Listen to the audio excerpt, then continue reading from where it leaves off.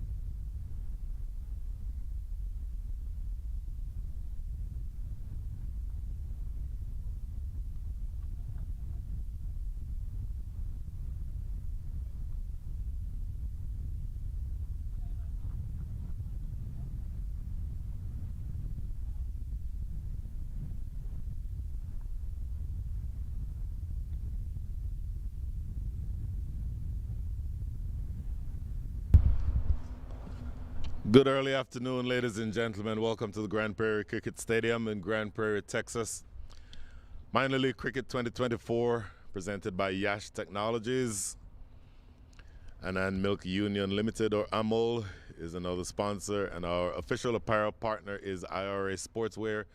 This is another Central Division matchup in minor leagues featuring the St. Louis Americans. Please forgive me if at more than on one occasion today I say the St. Louis Cardinals. I did that multiple times yesterday. But the St. Louis Americans, after having a really exciting and thrilling victory over the Michigan Cricket Stars yesterday, those same two teams are locking horns again right here in the Grand Prairie Cricket Stadium today. The Michigan Cricket Stars won the toss and under just absolutely brilliant conditions have chosen to bat. Not a wisp of cloud in the sky anywhere. 2 o'clock local time. So the temperature, I would estimate, and correct me if I'm wrong, I'm sure Hassan will get the graphic on the screen as soon as we get started. My estimate would be about 84 degrees Fahrenheit, somewhere around 28 or 29 degrees Celsius. And so perfect batting conditions, maybe slightly warm for the fielders, but that's very different from the 105 degrees that it was just a couple of weeks ago. By the way, this is Brian Walters. I'm with you solo today, as I have been for the entire weekend, but this is a really exciting tournament, and I think you'll see some really high-level cricket played as we look toward the field. Umpires are on the way out. The umpires are Vishnu Pillai and Karthik Nachimutu. Karthik Nachimutu worked the field yesterday. Vishnu Pillai was the third umpire, and the great Partha Patanaik is taking the day off apparently, and it will be Vishnu and Karthik who are tasked with managing things here in the fabulous Grand Prairie Cricket Stadium. So the St. Louis Americans are taking the field. Mentioned the game yesterday. Let's just a quick look at that game, a summary of where we were. The Michigan Cricket Stars batted first, scored what I believe to be, but there's a temperature. Okay, I was off by a few degrees. Temperature is 80 degrees Celsius, 80 degrees Fahrenheit, somewhere around 26 degrees Celsius. Michigan Cricket Stars batted first yesterday, put together what I thought was a decent score. Really, really good score, 171. They were on track for a relatively paltry score, but they scored a 65 in the last 5 overs yesterday to get to 171. And then the St. Louis Americans, for all money, appeared to have been dead in the water, but tremendous batting down the order and some really important cameos. Munir Kakar in particular, 30 from 13. And then Muhammad Ilyas, the fast bowler, in the last over with 11 to win, slammed 2 sixes, and that took care of that. So, really exciting game. The Michigan Cricket Stars losing there, St. Louis Americans winning by the margin of 3 wickets. Those same 2 teams again about to lock horns.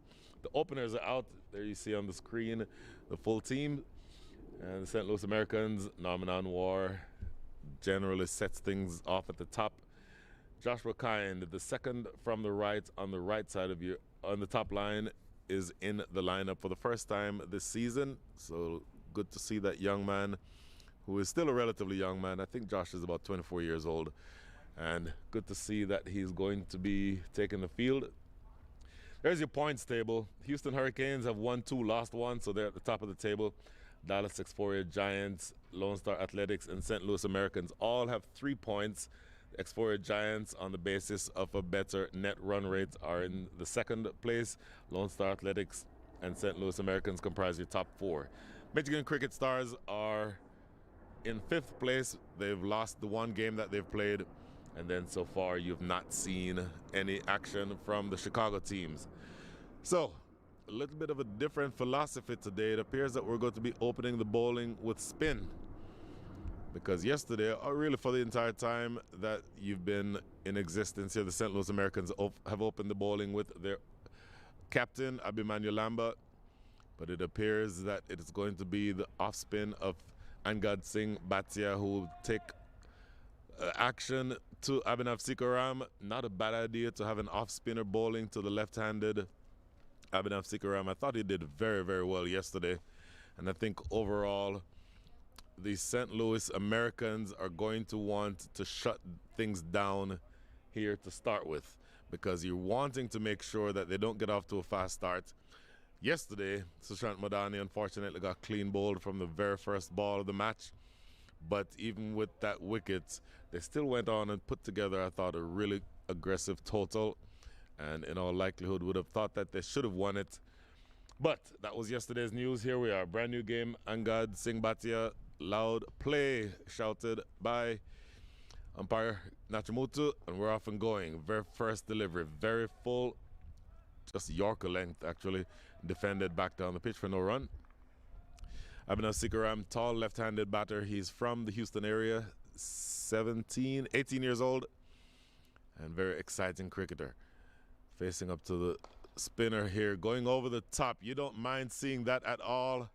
That's the reason why you have the spinner bowling to the right hand or to the left-handed Abhinav Sikaram, because you want for him to be going for those drives. You're still inside the power play, so maybe you want to have some protection in the deep straight, but you bowl the finger spinning right-hander to the lefty for the purpose of getting those types of shots going. Now they've made the adjustment. They've dropped the man back exactly in the same place that the ball just went.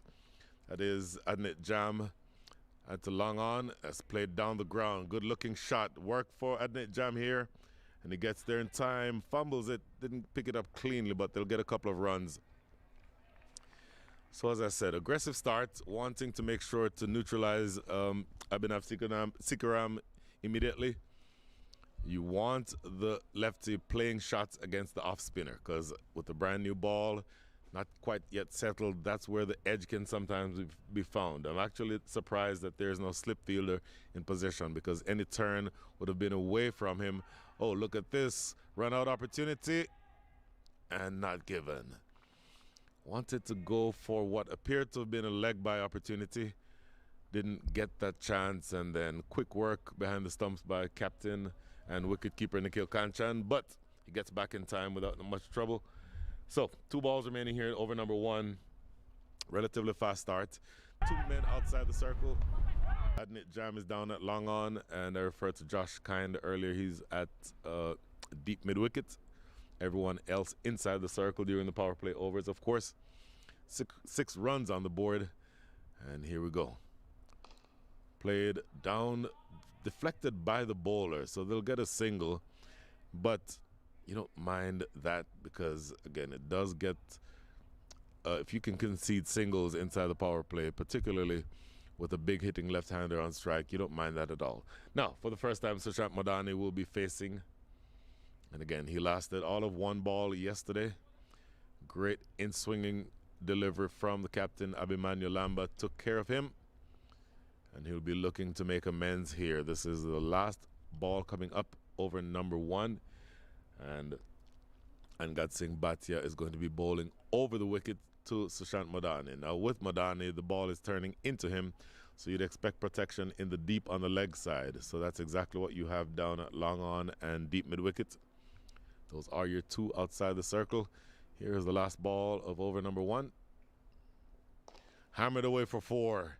So it was full, and he gave him width. That's what you don't want to do in that situation, because long on and mid wickets are on the leg side, so everyone else inside the circle, so you can't go wide. Went wide and got punished for it. So that's a good shot from Sushant Madani. There you see a little bit of width, probably a 5th stump line, and it doesn't sound like that's a very big error, but it gave that little bit of room, and Sushant Madani is not going to miss out on those. 11 from the first over, off and running.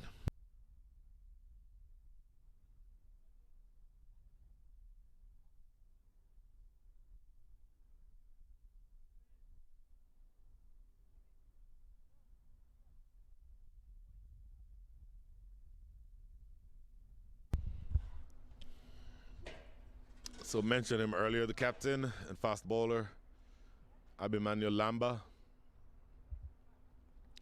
He is a bit of an unorthodox pace bowler, right-handed pace bowler, because most right-handed pace bowlers swing the ball into the left-handed batters and away from the righties. He does it the opposite.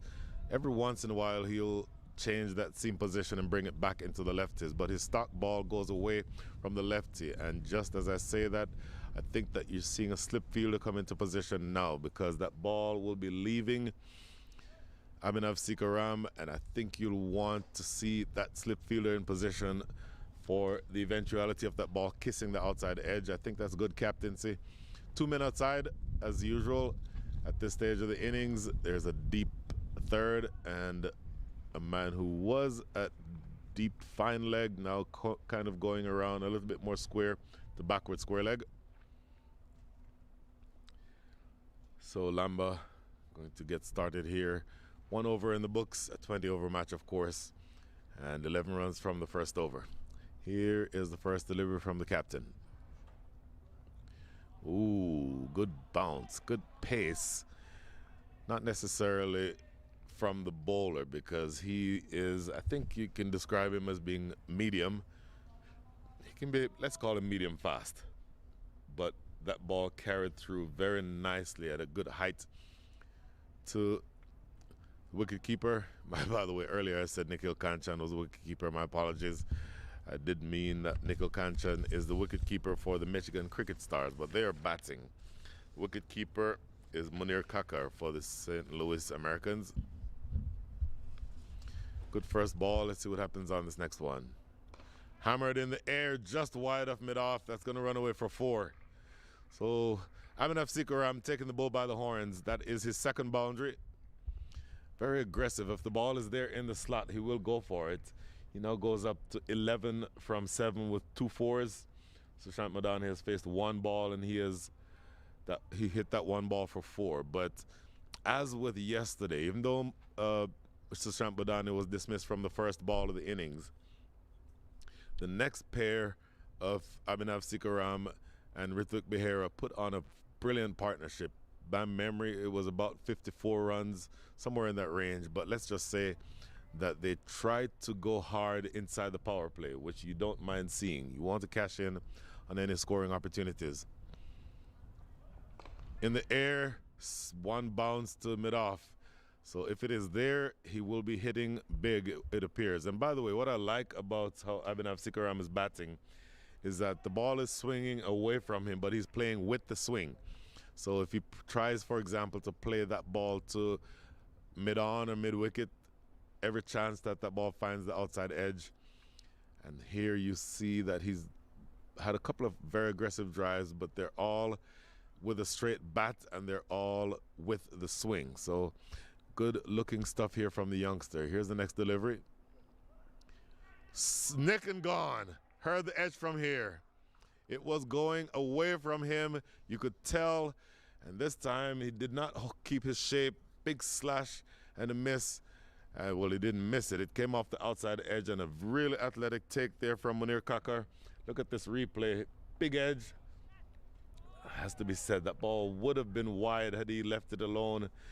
And that big edge snapped up there. Very athletic catch, diving to his left and able to snap that one up. So that is the end of Abhinav Sikaram. Doesn't do as well as he did yesterday. Dismissed here for 11 from 10 balls faced. Make that 9 balls faced with 2 boundaries. But that dismissal means that you have an early inroads into the Michigan Cricket Stars lineup. Again, they bat relatively deep, and you get the sense that they're always going to want to be aggressive inside the power play. But we'll see whether or not that will hold.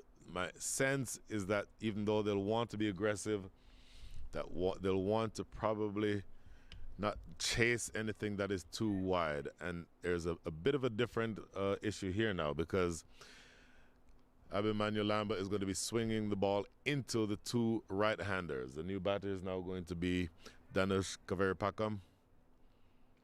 And you'll see that this ball will be swinging in. I don't know that they'll keep the slip. In fact, the slip fielder is still there. So you're still holding out the possibility of that ball coming in, or should I say leaving the right-hander. The majority of his deliveries, Abhimanyu Lamba, will be going into the right-hander. So the stock ball that he bowls, you probably wouldn't need a slip for that. But for the odd one that he changes the seam position and has it go away, that's why that slip fielder is still there. 2 balls remaining here in over number 2. 4 runs from the over already. Second ball of the over was struck for 4 by Abhinav Sikaram, but man finds his revenge, Abhimanyu Lamba. This is now going to be the first ball to the new batter. Went Yorker length, and in swinger means that it goes down the leg side. Started it 2 straight, and it goes away for the first wide of the day. And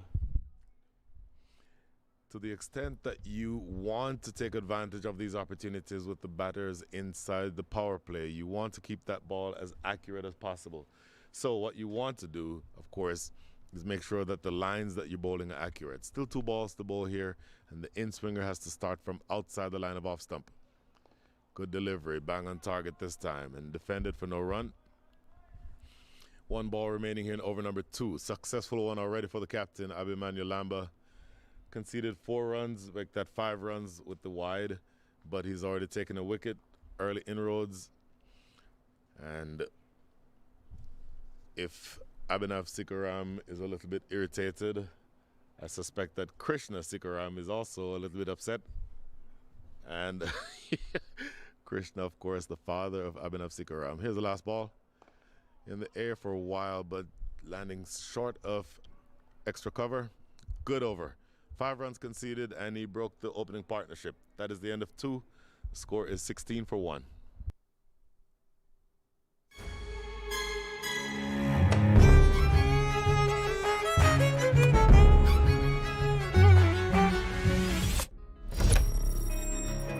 Even the best in the business needs a strategic partner to help them win. Yash Technologies, more than what you think.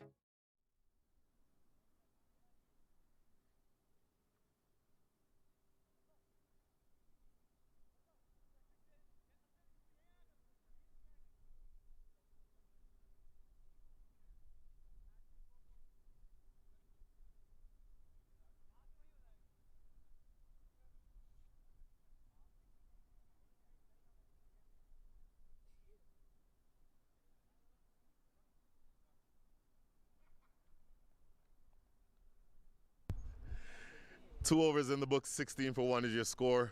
Change in bowling, Mohamed Ilyas coming from the river end. Interesting because they opened the bowling with Angad Singh Bhatia. He's a right-handed finger spinner, so I thought that the reason why they brought him in was to be able to go up against Abhinav Sikaram. He has been dismissed, and so they go to a more conventional attack here with the pace bowler coming from the river end. Oh, lifting delivery. That is a great ball. Bang on target to start here, Mohamed Ilyas. He was the star of last night's game, but in a way that you don't expect him to. Start actually with the bat. Had a brilliant, brilliant innings at the back end of that innings, back end of that match rather, and put himself in position to win the game. In fact, he almost single-handedly won the game with those 2 big sixes and a double in the 20th over to bring his team home by the margin of 3 wickets. Now you expect him to contribute with the ball. That's what he's doing here. A couple of deliveries, bang on target to start with. He's a right arm pace bowler, and he is relatively quick. Not quite as quick as, for example, his opposite number on the Michigan Cricket Stars, Umar Farouk. Farouk, I think, comfortably the fastest bowler in this match. But you'll still see Mohamed Ilyas with the ability to get the ball, maybe test the middle of the pitch, knock it in short, and see exactly how you can get that type of bounce. See, at one point he'll go with the bouncer. This one played to short mid-on, no run. So 3 consecutive dot balls to start over number 3. This is a much better start. So the first over went for 11. Second one went for 5 and a wicket fell. And then 3 straight dot balls here to open over number 3. By the way, the wind is a little bit, it's a little bit windy today, much windier than it's been in the last several days. And the wind is coming probably sort of from the east, blowing maybe from the northeast and blowing across the ground, sort of in the direction to the bottom left of your screen. Oh, he knocked him over. Quick delivery. And Sushant Madani was playing the pull shot, but late on the shot, and just the top of middle and off was kissed. You see the zing bales light up. 4 straight dot balls, the 4th of which produces a wicket. So that is wicket number 2. Look at this delivery again. Very quick, and I think he thought it was going to be a little bit shorter than it ended up being. It was essentially the type of delivery that the coaches tell you to bowl as your stock ball. Top of off. That's exactly where that ball went. So Sushant Madani probably would have wanted to play with a straight bat on that one. Look at this replay. I tell you what, it's the additional movement that you have there too, because it's moving away, swinging away slightly. But all in all, I think what was called for there is a straight bat and not a cross-batted shot. You risk your wicket if you play across the line to a straight ball, and I think that's exactly what happened here with Sushant Madani. So he's dismissed. Second wicket goes down. Sushant Madani only had 1 scoring stroke. That first ball he faced went for 4, but 4 dot balls after that, the 4th of which clean bowled him. So another wicket here for the St. Louis Americans. Mohamed Ilyas strikes. And I think you'll see now that they're well and truly on the back foot. Nikhil Kanchan, who I referred to earlier, erroneously as being behind the wicket. Of course, he is the captain of the team that is batting, so he wouldn't be behind the wicket, looking to do his work in front of the wicket. And he's coming in probably a little earlier than he'd want to. 16 for 2 is your score. 2 balls to go in over number 3. And Muhammad Ilyas, I think, is feeling very good here. The first wicket partnership was only 15. The second wicket partnership was, unfortunately, only 1. First ball to Nikhil Kanchan. Appeal for a catch. Gone! Look at that! Oh, my goodness. 2 and 2. Nikhil Kanchan stays long enough to get 1 delivery, and he is dismissed. And the second wicket in the over, second consecutive ball, all of a sudden, Muhammad Ilyas is on a hat trick. Let's see what happens here. What a great delivery. That ball kissing, looks like off the inside edge. Umpire Karthik Nachimutu is not in any doubt whatsoever, immediately raising the finger. And Nikhil Kanchan walking off very slowly. Here we see on this replay. Don't know if we can pick up exactly what this kissed off of, but it came in from around the wicket, held its line, but he's sort of playing from, that bat is coming down from maybe a second slip instead of straight. And so playing across that ball effectively. So 2 cross-batted shots, 1 an aggressive shot, 1 a defensive shot, ends up with 2 consecutive wickets. All of a sudden, the second ball of, or the last ball of over number 3 is a hat-trick ball. So, still, the second wicket, or the third wicket partnership was only 0. And the 4th wicket partnership now needs to be a big one. This is going to be Waqas Salim, who had a good innings yesterday. We'll go over in a minute what he did yesterday. But now his job here, job number 1, is to prevent the hat trick from happening. Haven't seen very many hat tricks in minor league cricket. To my memory, I cannot think of any. But job number 1 for Waqas Salim, who both Muhammad Ilyas and Waqas Salim played in a local match here in Dallas earlier this morning, and now they're matched up against each other. Here is the hat-trick ball. Oh, what a great ball. Did not take a wicket. It deserves a wicket, but a double wicket maiden from over number 3. Brilliant bowling. Great first over bowled by Muhammad Ilyas. That is the end of 3. The score is 16 for 3.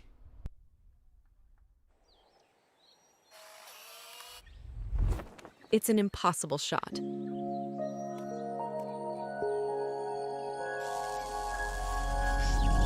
Sometimes creativity and innovation are all it takes to achieve the impossible.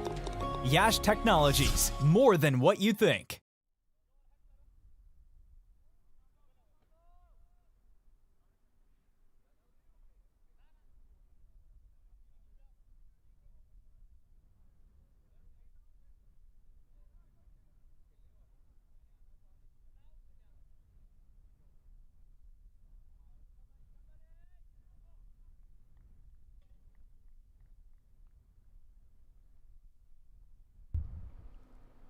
So Abhimanyu Lambert to continue.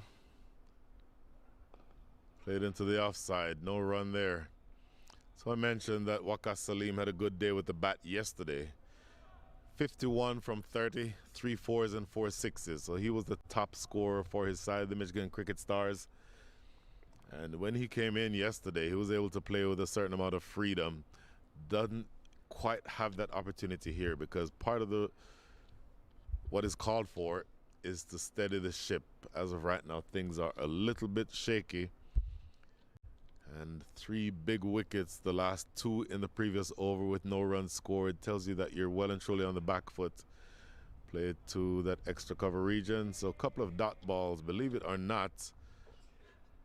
We've had multiple dot balls in a row here. Haven't had a run for a very long time. The last delivery where a run scored off the bat was the second delivery of over number 2. We're now into over number 4. So you've had 12 deliveries in a row where you've not had a run scored off the bat. Yorker length played back to the bowler himself. Spectator's catch, if you will. Well fielded on his follow-through, no run. So the parade of dot balls continues, and all of a sudden the Michigan Cricket Stars are making their decision to bat first look like a tricky one, a dubious one. Of course, long way to go and many things can change, but you've made big inroads into the lineup. Big wickets have already been dismissed, probably the biggest of which was Nikhil Kanchan. And here's the opening bowler again, Abhimanyu Lamba. Hammered away for 4, just a little bit of width, and it was played well. Genuinely climbed into that one. It was a little bit too wide. Deepak Alagesan, who was at backward point, had to dive despairingly, but not able to get anywhere near that one. So maybe a bit of a pressure release from that shot.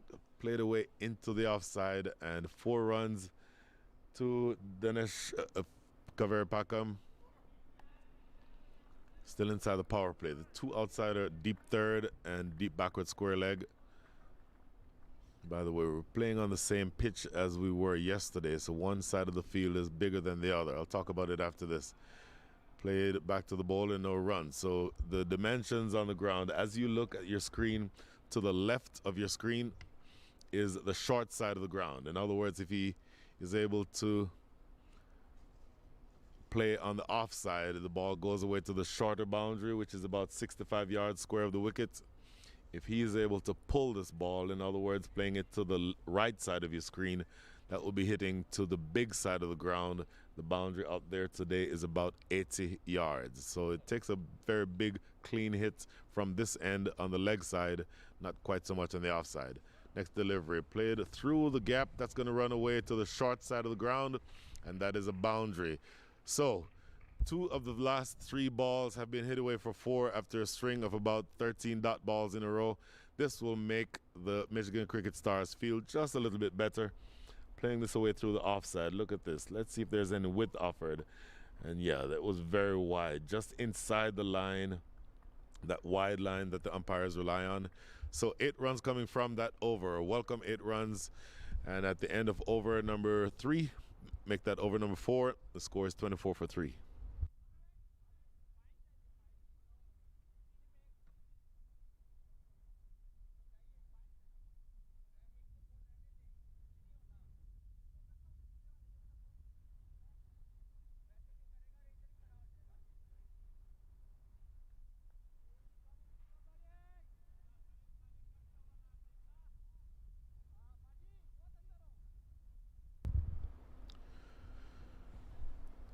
Four overs bowled. Mohamed Ilyas is about to bowl his second over, the 5th of the innings.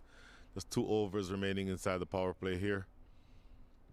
Not surprising with a fast bowler bowling that the 2 outside are down at deep third and deep fine leg. Yorker length played on the ground. That is Adnet Jam at mid-off. No run. By the way, feel free to follow us on all the social media channels that we have, whether it's Twitter or Facebook or Instagram. Search all 3 of those platforms for @MIL Cricket. Follow along with the action right here from the Grand Prairie Cricket Stadium. And if you have a comment that you'd like to make relating to this game, more than happy to hear it. Down the leg side. Good take. Second wide for the day. Excellent work with the gloves for the wicket keeper, who has done very well so far, Munir Kaka. I think you've seen that to the extent that you have the opportunity to be sort of a bulwark behind the stumps, particularly with the ball swinging down leg. That shows you the value of a good keeper. Inside edge onto the pad. They'll run a single here. Half-hearted appeal for leg before, but that ball certainly came off the pad first, and confirmation from umpire Nachimutu because he did not signal leg by. So that tells you, you ever see on the replay, this should give us a look here. Yeah, certainly coming off the inside edge. There was a half-hearted appeal, but not from the bowler himself, because Mohamed Ilyas knew that that came off the inside edge.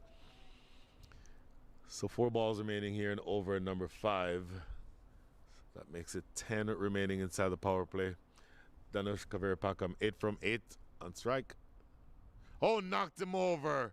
The second time Muhammad Ilyas knocks over a batter. Straight through. We'll want to see the replay to see where this one went, but it looked like a pretty straight ball. Looking at it from live view, see if this thing did anything off the pitch. This replay will tell us, oh, didn't quite see it there on the replay. We'll see it again shortly. But he absolutely took out off stump. He's bowling a really good spell here, Muhammad Ilyas. And at some point we'll get that replay back up. But let's just say that on first view, it appeared to me that Danush Kaveerpakam played down the wrong line. I want to see if that is confirmed when we see the replay. Here we see the replay.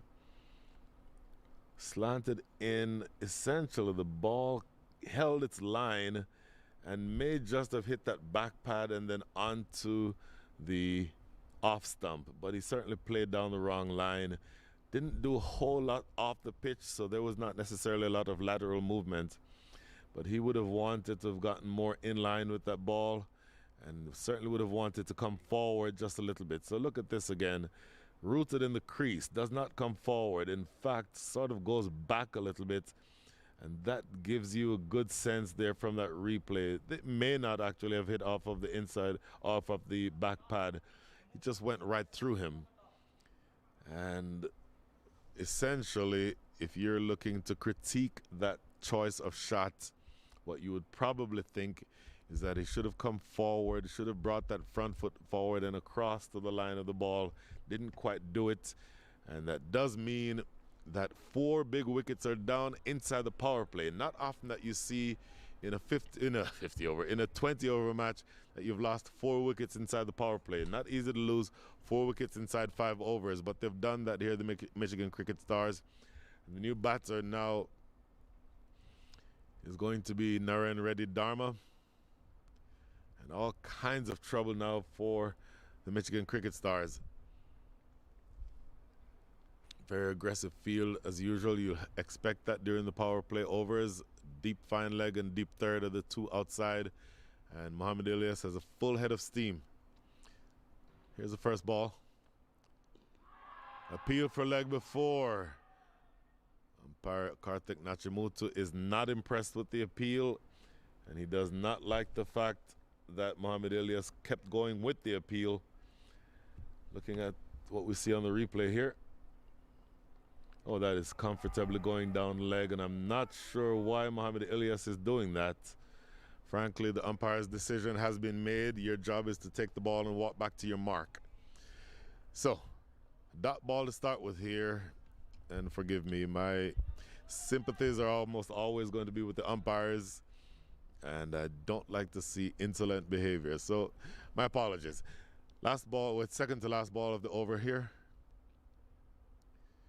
Solid in defense. So a couple of dot balls already here to Naren Reddy. Looking at this replay again on that leg before shout. So angled in. Impact is essentially in line with leg stump. At that angle, it is absolutely missing. And I'm not sure that it's not high also. So not a lot going for the shout. Muhammad Ilyas, I think, will want to review his appealing protocols. Last ball, over number 5 here.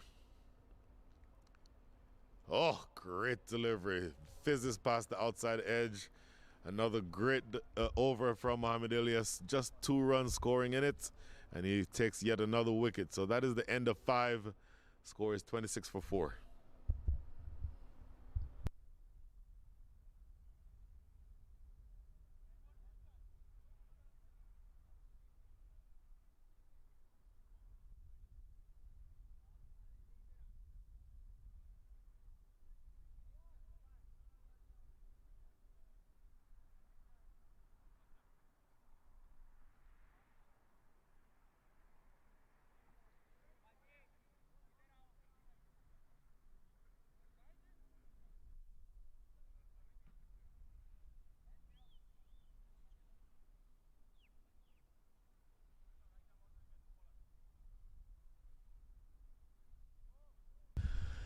Five overs in the books. The score is 26 for 4. Scoring rate 5.2. The bigger concern there is not the 5.2 overs or 5.2 runs and over, but the fact that you've lost 4 wickets inside the power play. So Waka Salim is on strike. Abimanyu Lamba riding the bounce here, getting it to short third. They'll get a single to start with. So now down to the last 5 balls of the power play. And I think from this point on, you'll see that they'll maintain an aggressive field because Mohamed Ilyas in particular has his tail up. I think you'll see that they'll continue pushing on to try to turn the screws. Just 1 run from this over, but the scoring rate essentially has slowed down. They had 1 big over. The first one went for 11, but the second over only went for 5. The third over was a double wicket maiden. Oh, appeal for out. Oh, LBW and given. Oh my goodness, 5 wickets inside the power play.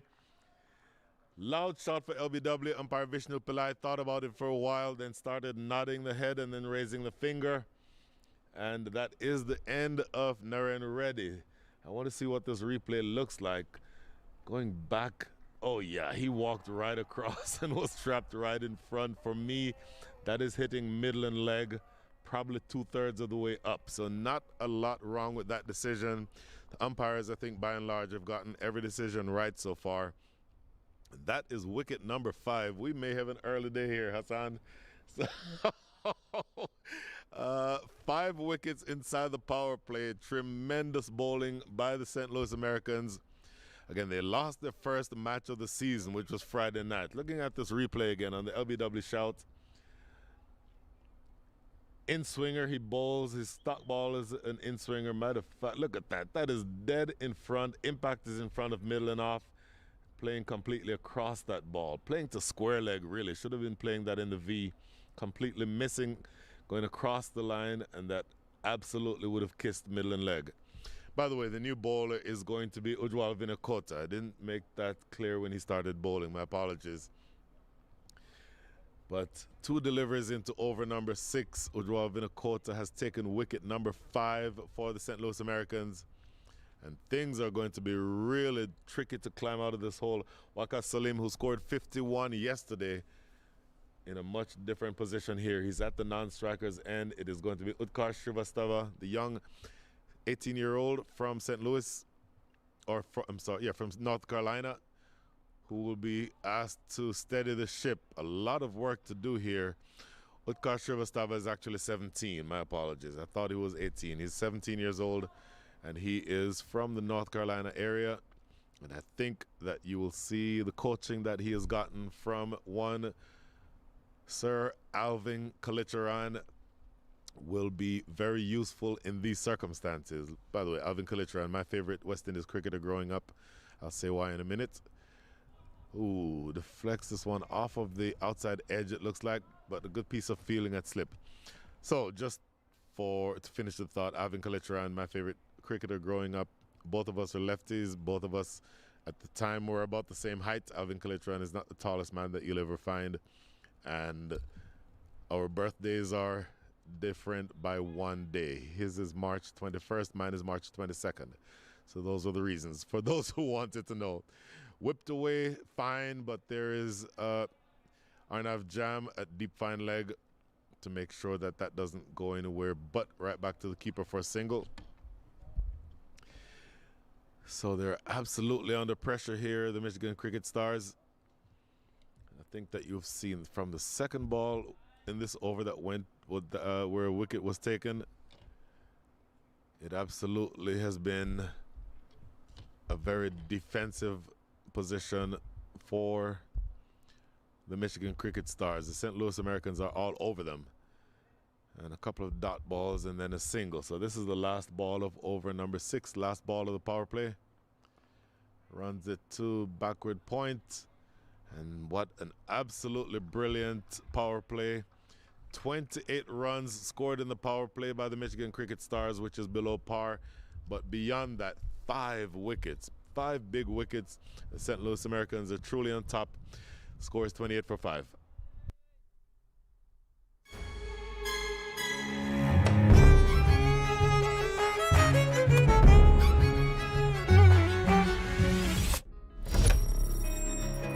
Even the best in the business needs a strategic partner to help them win. Yash Technologies, more than what you think.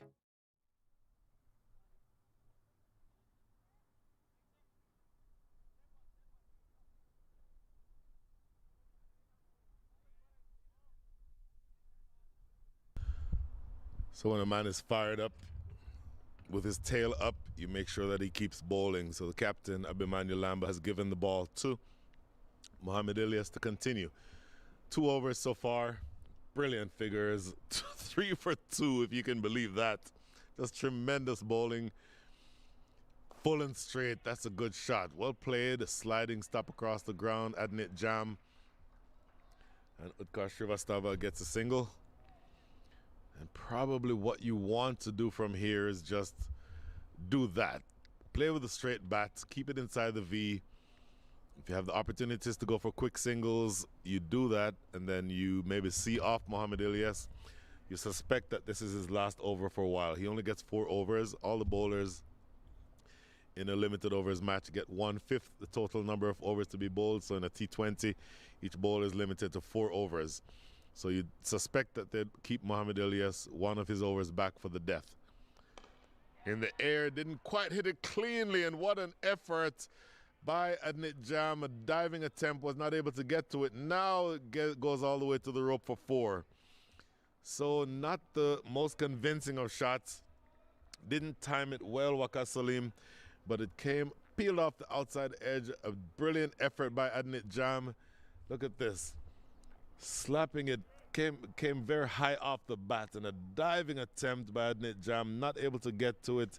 And the ball kept him interested all the way to the rope until that despairing slide at the end that you just saw there was unsuccessful. So welcome boundary. That is the 6th boundary that you've had for the day, but the first only since the 4th over. And really it seems like runs for the most part had dried up.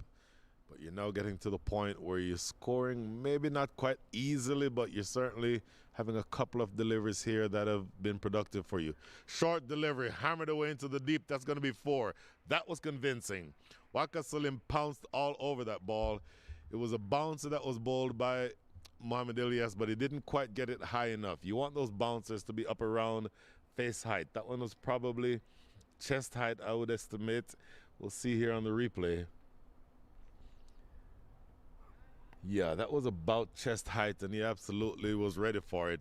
I mentioned that both of these players, Waqar Salim and Mohamed Ilyas, both played in a match this morning, so they know each other well, both from the Dallas area.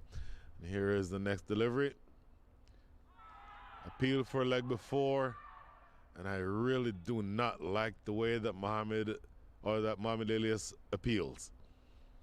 Absolute yelling at the umpire, and I do not under any circumstances think that that should be appreciated. And I think the match referee, where they want him placed, would want to have a chat with him. Look at the replay, see where this ball went. It's very close. I think height may have been an issue.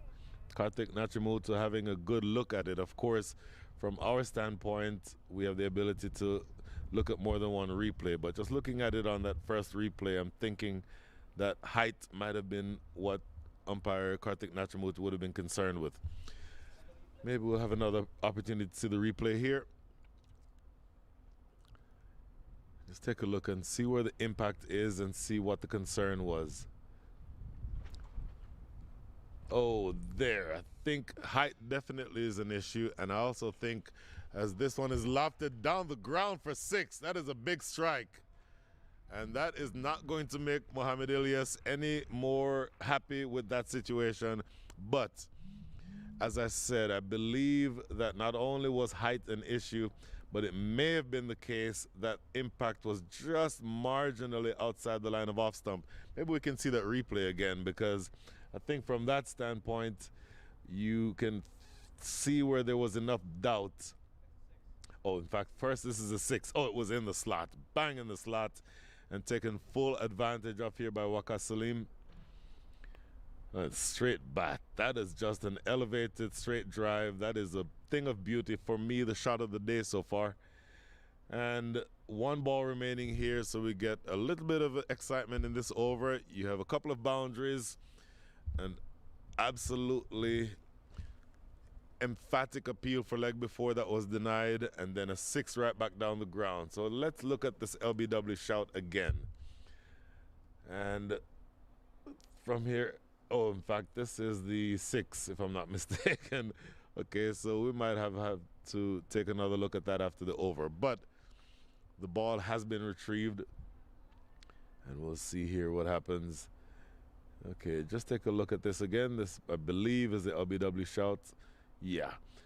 This, for me, the impact is right in line with off stump, but it passes above his pad and hits him on his thigh pad. So for me, this is bouncing over the top, and I don't think that that's a bad decision at all. In other words, I think the umpires have to be perfectly convinced that that ball is hitting. For me, that's bouncing over the top. Last ball of the over, and it is solidly played in defense by Waqar Salim.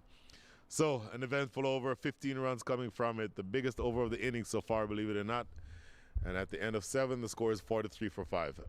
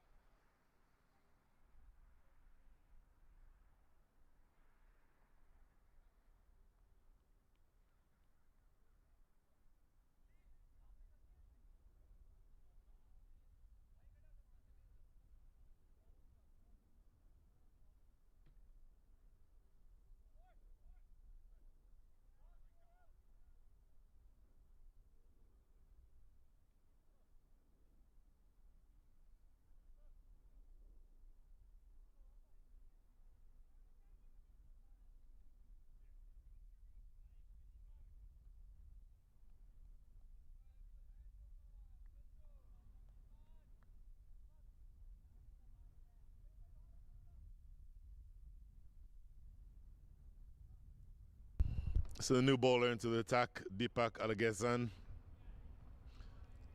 First ball is played to backward point. So this partnership is showing some promise. It came together when the score was 27 for 5, so it is now worth 16. Believe it or not, this partnership is the biggest partnership of the innings so far. Utkarsh Srivastava on strike. Played square for 4. The young man will like that. Gave him the width. It was full, but he was able to put it away, angling it, piercing that gap between backward point and short third, and he gets 4 runs. Definitely a little bit of width, not quite as wide as the shot made it look. He actually played that very, very well. Proper back cut, if you will. And it races across the ground for his first boundary with Utkarsh Srivastava. And make that his second. Is this going to be his second? Yes, it is. Absolutely love seeing that from the young man. So consecutive boundaries here for Utkarsh Srivastava. Now moving up to 14. Make that up to 10 from 7. Waqar Salim 16 from 10. And that stroke right there that you just saw brought up to 50. So they were in all kinds of trouble at 27 for 5 inside the power play, but they seem to have just found some momentum here. Again, this partnership is the largest of the innings so far. In fact, the 5 partnerships before this one went for 15, 1, 0, 10, and 1. In the air, but didn't carry it to short third. So let me just say that again, because I went through that kind of quickly. The 5 partnerships so far before this one went for 15, 1, 0, 10, and 1. So no momentum able to be built. That's well played by Utkarsh Srivastava. So that momentum absolutely was lacking, but I think you've gotten to the point now, especially with the new ball bowlers off, that you've been able to generate some sort of momentum and try to get back into this game. A couple of dot balls make that 3 dot balls in a row to close out over number 8. That is the end of 8. The score is 51 for 5.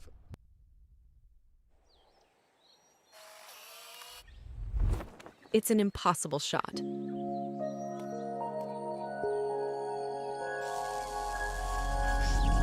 Sometimes creativity and innovation are all it takes to achieve the impossible. Yash Technologies, more than what you think.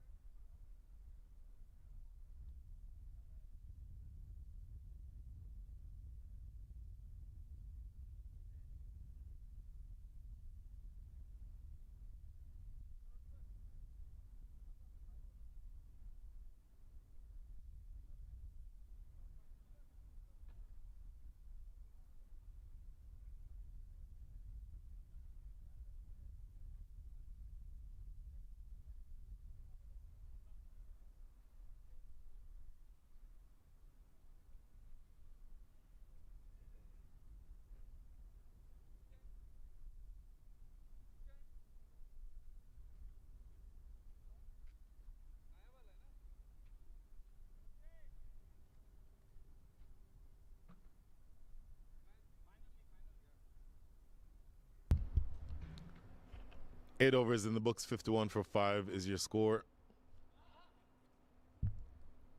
Ujwal Vinakota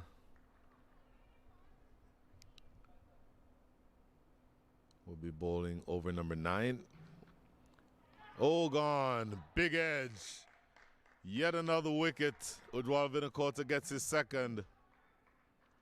Karthik Nachamutu with that finger raised for a very long time, as if to say, you've seen my finger in the air, that means you should walk. Waqar Salim is not happy with the decision.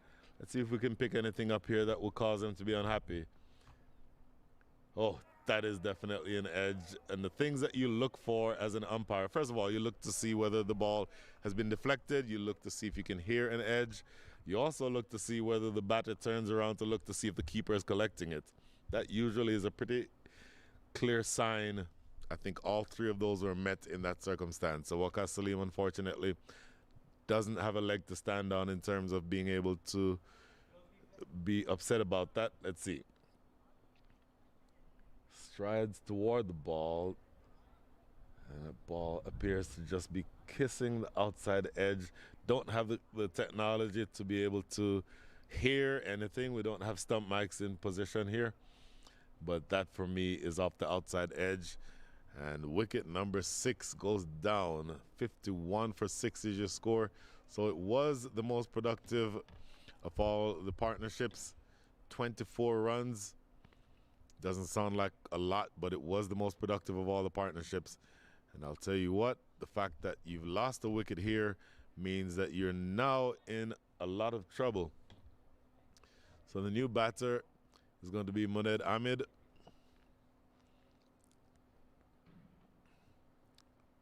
Slapped away wide. It's going to go down to deep third. Threw the bat at that first delivery as though he's been in there for an hour. Wants to get get action going apparently, but not able to get a very good shot on that. Came off the outside edge, went down to deep third. So you're looking now at the last 4 partnerships to be featured in this innings, maximum, and you're not even into the second over or second ball of over number 9. Is it now all going to be up to Utkarsh Srivastava? 10 from 10. So he's done well there in terms of a strike rate, but he's going to need to bat long here. And I think that you'll see that things are going to be really, really tricky under these circumstances, because there have been a really, really good bowling attack, or you have seen a good bowling attack from the St. Louis Americans, and they've not seemed as though they've wanted to slow down. This is cut away into the deep third with a clean pickup. All they'll get is a single here. So 2 balls remaining in over number 9. Maybe we can talk projections, but projections assumes that you bat all the way through the innings, and as of this stage, I don't know that you can have any confidence that this innings will go all the way through 20 overs. But if they're able to stay there and bat at the same pace, in other words, scoring at the same rate, they're projected it right now to go to score 122. I think you'll need more than that to beat St. Louis. In the air, not going to be catchable. Lands short of Joshua Kind at deep cover. 1 ball now remaining in over number 9. Your batters again are Utkarsh Srivastava and Muned Ahmed. Plenty of talent is back in the hutch. Muned Ahmed at the non-striker's end. This is Utkarsh Srivastava on strike. This will be the last ball of over number 9. In the air, is it going to be catchable? Just over the top of Adnit Jam, running back from mid-off, and they come back for a couple of runs. So he's had a few balls go in his direction today, Adnit Jam, and this not able to get to this one, but another good over for the St. Louis Americans. 2 runs coming from that last ball, 5 coming from the over, but another wicket goes down. Score after 9 is 56 for 6.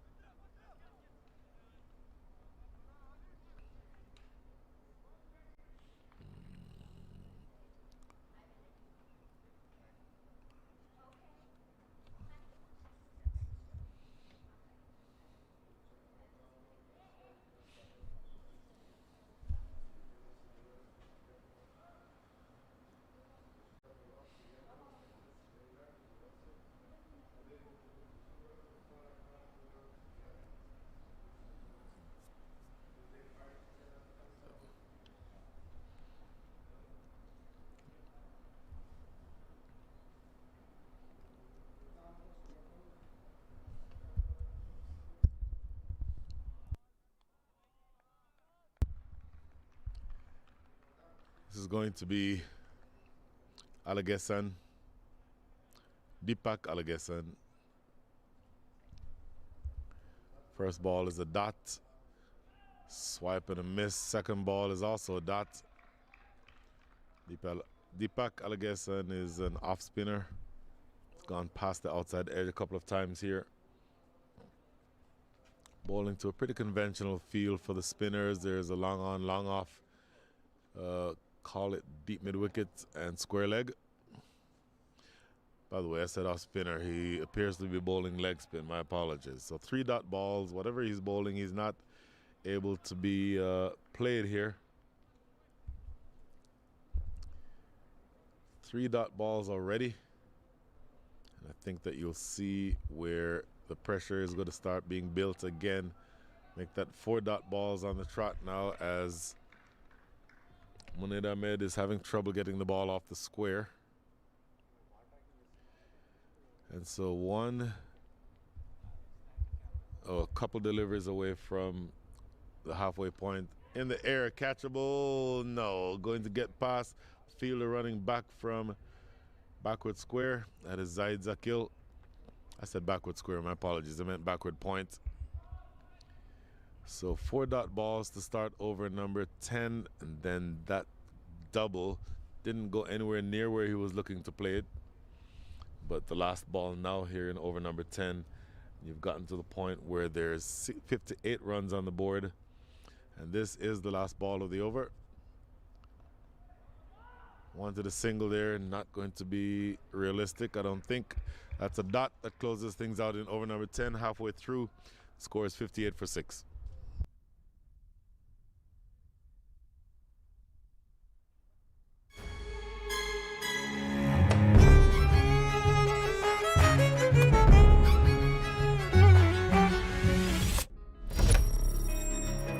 Even the best in the business needs a strategic partner to help them win. Yash Technologies, more than what you think.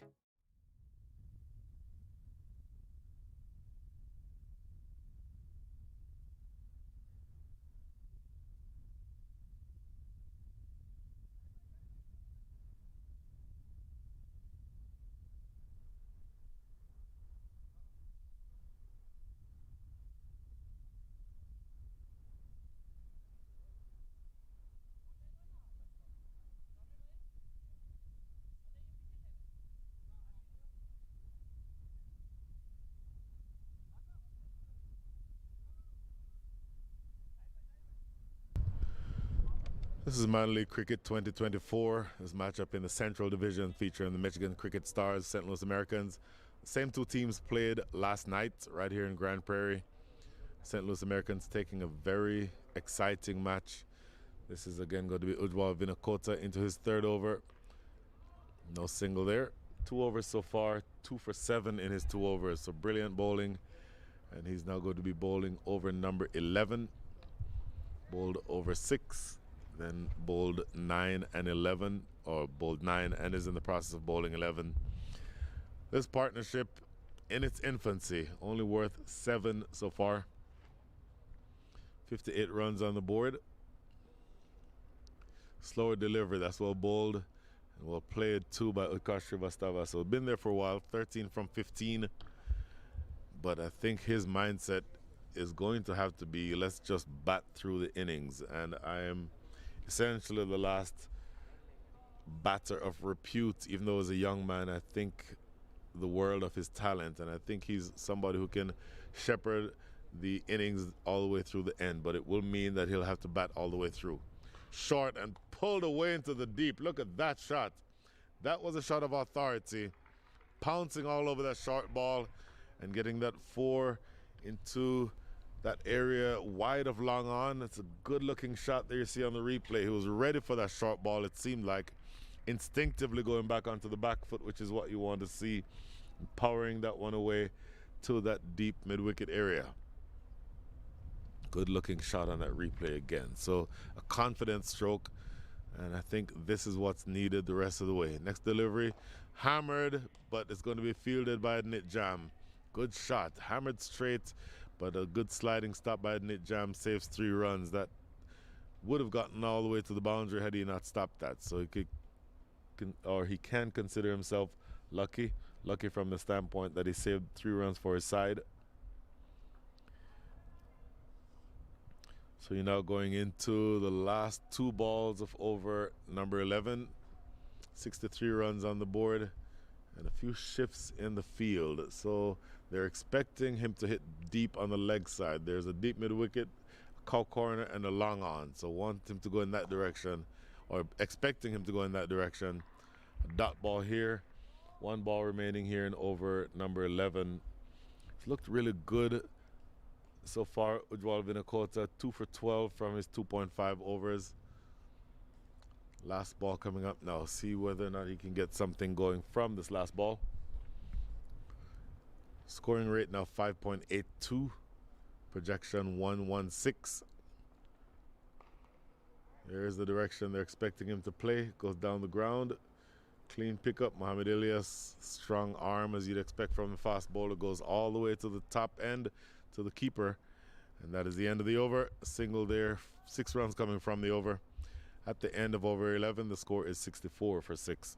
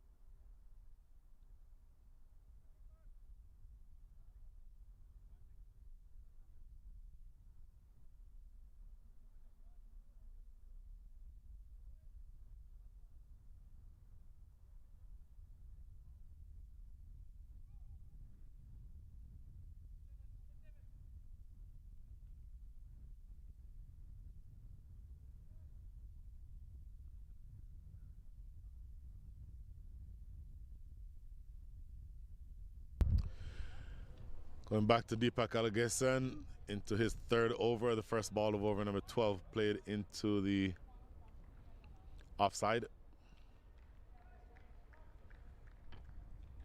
A single here, so you're looking to the point, or you're looking to the time in the innings where you start thinking of what the last or the final score is going to be. Played away square. They want a second run, but not there. So a single from the first ball, one from the also a single from the second ball. So doing it in ones at this stage, you don't think that there's going to be a whole lot of changes in the mindset of these two batters. You'd want to think that they'd bat within themselves. Oh, that's lofted down the ground. That is a great strike. So you can play within yourself. But if you get a ball, a half volley on off stump, you can absolutely knock that out of the park. That's a lovely strike. It is about 69 yards in that direction to the rope. So that ball landed about 5 yards deep. So that's probably about a 75, 76 yard hit. And I think that you'll see that they'll play within themselves. But if you have the opportunity to go big, you have to take advantage of that opportunity, because as of right now, only 51 balls are remaining in the innings. If we go by my old rule of doubling the score after 12, that's certainly, as of right now, 72 runs on the board with 3 balls remaining over number 12. So at minimum, going by that metric, you would expect something above 140. I don't know that 140 is attainable from here. And that's played wide off, long off. Should just be a single. And the reason why I don't think that's attainable is because you've lost 6 wickets. So you can't exactly play carefree cricket. You're going to have to make sure that you don't get bowled out. So in that instance, that takes away some of your aggression. So 140 may be out of the line of their thinking, but at minimum, I think they want to be looking to, number 1, bat out the overs, and then number 2, hopefully try to get something around 125, 130. The current scoring rate of 6.17 gets them to 123. And I think you'd be okay with a run of ball, something in that range for the next 4 or so overs, and then see what you can get from there. That's a single down the ground. 10 runs coming from the over, a productive one. At the end of over number 12, the score is 74 for 6.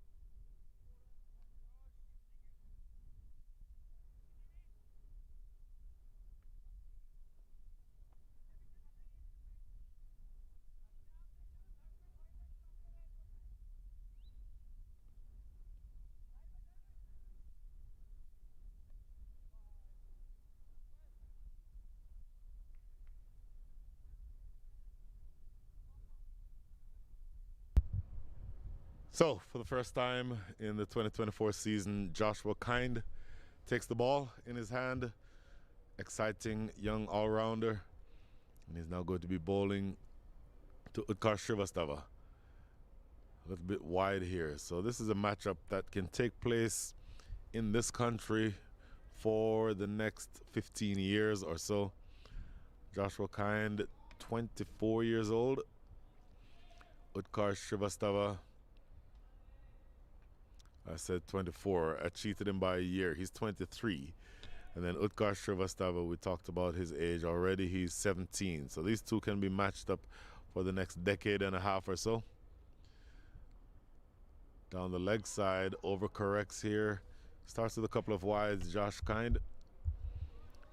And I think you will not see a whole lot of energy being placed into the next couple of balls. What I mean by that is he really just needs to find the radar before he starts going for pace. And he can just get up and get this one on a length, on off stump, without looking for pace. You have protection in the deep, certainly not in the power play. So a swipe and a miss. Unfortunately, he's going to have to re-bowl that. So he's bowled 3 deliveries already, and officially the over has not yet started. Joshua Kind is going to have to fix that line, and of course, that's what you like seeing, where a senior bowler comes over, has a couple of words with him. That is going to be Mohamed Ilyas, who knows that it really doesn't even matter what you say to a bowler who's struggling.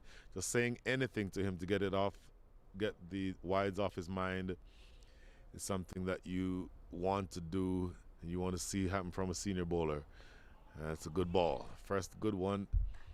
Bang on target here. A dot ball. Utkar Shrivastava now 20 from 21. Muned Ahmed is 13 from 13, and so your score is 77 for 6. Partnership, believe it or not, this partnership is now the biggest partnership in the innings, worth some 26 runs already. And I think that you'll see that this pair needs to push on, keep going toward the back end of this innings, slow through the air. That's edged and gone. What a take. Absolutely brilliant take that time. Kissing off the outside edge, healthy edge, and it is snapped up. Diving catch to the right of the keeper. Really good catch that time by the wicket keeper.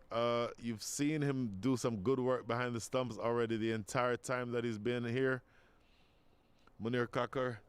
And that one kisses off the outside edge and snapped up really beautifully. So Joshua Kind starts with 3 consecutive wides, but then a dot and then a wicket. And how many times have you seen a cricket match where if a bowler has trouble getting the ball in the right areas, the second that he gets one in the right areas, it almost always produces a wicket. So wicket number 7 is down. Every time I mention the size of a partnership, it's broken. So I can probably take credit for about 5 of the wickets so far. So the 7th wicket happens at 77. That partnership worth 26, but it is broken. And that is the end of Utkar Shrivastava. Look at this. Look at this catch. Diving away to his right. And it's a one-handed catch too. The glove in his left hand never gets in line or never impacts the ball at all. That is a brilliant piece of work. New batter coming in now, Nush Kenjige, who you expect to do more with the ball than with the bat, but he's actually a very good batter. At the international and major league level, he doesn't bat much, not called upon to bat much, but at this level, he is as dangerous a hitter as you would expect to see. So you're certainly not out of the woods by any stretch of the imagination, and you cannot take him for granted because he can score big. Here is the ball from Josh Kind. Played into the offside. That is Nauman Anwar. So once Joshua Kind gets the ball in the right areas, boy, he really gets the ball moving away just a touch from Utkar Shrivastava, and that finds the outside edge and I said it a couple of times already, it is almost always the case that if a bowler is having trouble locating the right line over multiple deliveries, once he gets it on the right line, then he can be very dangerous. What a great piece of fielding to his own bowling. 2 balls remaining in over number 13. Again, this is the first one being bowled by Josh Kind. And I think you'll see that this effort is exactly what you're looking for in the field and with the ball. He's a young man, as I said, 23 years old, so you expect that he can be athletic, but he fields to his own bowling excellently. 2 balls remaining in over number 13. Played into the offside. Nothing off of the bat yet. Have not seen anything off of the bat for Josh Kind. In fact, the only time that the ball has kissed off of the edge, it was taken for a catch. So the only 3 runs that have scored in this over have been from wides. He will now be bowling his 9th delivery of the over. Of course, an over is 6 legal deliveries. So 3 wides to start with, but he's been bang on target ever since. Here's the last ball of over number 13. In the air, it's not going to carry all the way down to square leg. So a couple of bounces. And the first run off the bat from Josh Kind. So 4 runs come from the over. 3 of the 4 were wides, and he took a wicket. So great start with the ball by Josh Kind. End of 13, the score is 78 for 7.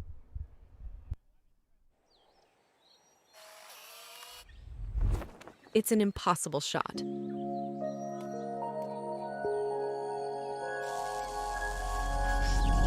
Sometimes creativity and innovation are all it takes to achieve the impossible. Yash Technologies, more than what you think.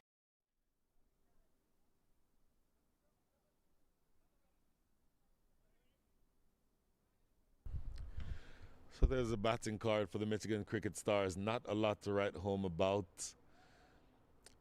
Abhinav Sikaram, 11 from 9. He scored over 40 runs yesterday, and not very many scores in double figures the rest of the way. So you get to the stage where you're starting to think, how in the world are we going to manufacture some runs at the back end of the innings? Played through the offside, Nush Kenjige, who, by the way, is a left-arm orthodox bowler, but is a right-handed batter. You don't see that combination often. Usually you see a left-handed batter and a right-handed bowler, but he is opposite. He's a left-handed bowler and a right-handed batter. This, by the way, is Deepak Alagesan, who's into his last over. Only conceded 21 runs, so not a lot of runs coming off of him. Going big, but did not get all of it. Catch in the deep is taken. Lovely, lovely, well-judged catch. In the air for a long time, but off the bat, you got the sense that he did not get all of it. Excuse me, and it was well judged in the end and taken probably a couple of yards inside the ropes at long off. Lofted down the ground. There's a replay. This should show you here. Really well judged, and that's Muhammad Ilyas down there who takes a pretty straightforward catch. And that, ladies and gentlemen, is the first wicket taken by Deepak Alagesan. And his last over starts after a dot ball with a wicket. So all of a sudden, you've gotten to the point now where you are truly in danger of being bowled out. So this now becomes a challenge. Nush Kenjige is the last batter on strike. Looking at this replay, the ball was actually into his legs, toward his legs, and he sort of hit it inside out. So didn't get much power, much leverage on that shot. Believe it or not, score at 79 means that you now have the possibility that you may not bat through the entire innings. And to the extent that you want to push on toward the back end of this innings, you want to sort of inject some momentum, but it's hard to inject momentum when you only have 2 wickets in hand. Scoring rate has dropped below 6, 5.93, but for purposes of projection, you can't even rely on that number because you have numbers 8 and 9 at the wicket right now. New batter is going to be Umar Farooq. You expect him to do great things with the ball, but he's not necessarily looking to do that just yet. Slowly tossed up. Yorker length with that leg spinner.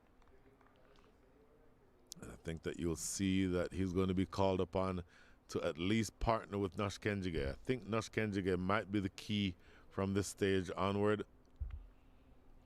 Umar Farouk, his job is just to stay there. And I think he's gotten that memo, playing defensively here. A couple of dot balls after the wickets. Going into the last 2 balls here of over number 14.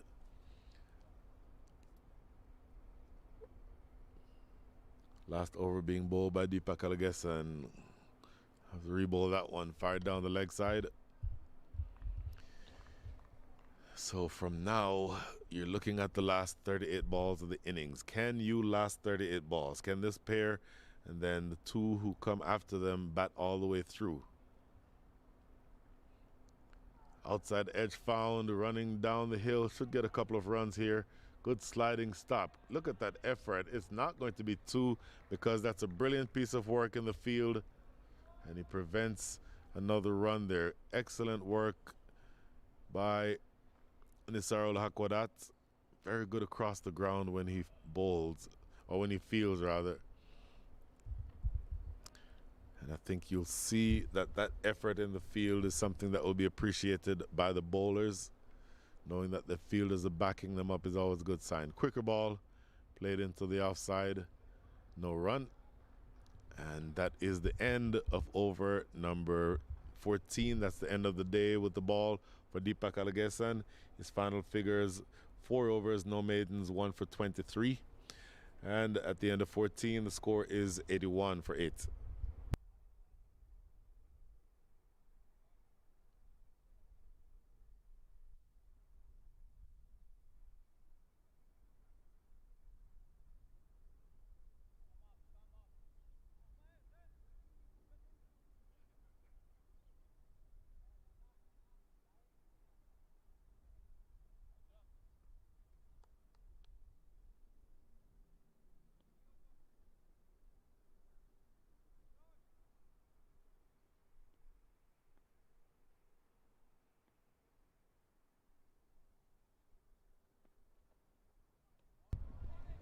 Josh Kind to continue. First over, went for 3 runs, and he took a wicket, make that 4 runs, and he took a wicket.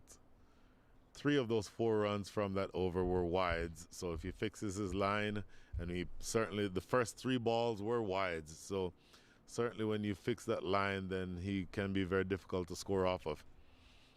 And that first ball, Umar Farouk just takes a look as if he had no intention of playing an aggressive shot. So his job probably is just to see everything off. and as soon as I say that, he tries to slash one through the offside. Sweeper out there in the covers. Cleans up. Just a single. And so you're down now to the last 35. Make that 34 balls of the innings. This pair, you would think, would need to bat very long. And of course, you don't have very long to bat, but you'd want them to face the majority of the bowling to come, and you'd want really for it to be Minosh Kenjige, because he can do that. That's in the air, and diving attempt at the last second. Really, a fielder in the deep coming off the rope at square leg. That is Arnav Jam, and I think he really wanted less to catch that and just more to prevent it from going past him. Nash Kenjige playing an aggressive shot, I expected. Look at this, a diving attempt. Ooh, Arnav Jam, he is, let's just say he's hit in a very sensitive place. The less said about that, the better. But I think they'll be fine. And this is going to be again lofted down the ground. Arnav Jam ran for 1. This time it's his brother Adnit Jam who cannot get to it. And it goes away for 4. Welcome runs here for the Michigan Cricket Stars. Umar Farouk is the one who gets this one away. It was a full toss, stayed leg side intentionally to play it over the offside, give himself just that extra bit of leverage, and it goes away for 4. And in fact, you will see now that I thought he was just going to be conservative, but you know, nothing wrong with being able to hit a full toss away for a boundary if the opportunity presents itself. Next ball, Slower through the air. That is hammered into the deep, and it goes all the way for 6. So Umar Farouk, very conservative to start the over, but then a 4 and a 6. So 12 runs from the over so far. And just 1 ball to come now. So no extras in this over yet for Josh Kind, but a couple of balls that were hittable and they were put away. One a full toss, the other one in the slot. Both cashed in on here by Umar Farouk. So he's now up to 12 from 7. Nush Kenji get 3 from 7. Partnership of 14. Short delivery going down the leg side. I jinxed him. I'm sorry, Josh. He now has a wide to go with the 12 runs off the bat in this over. So 13 runs total.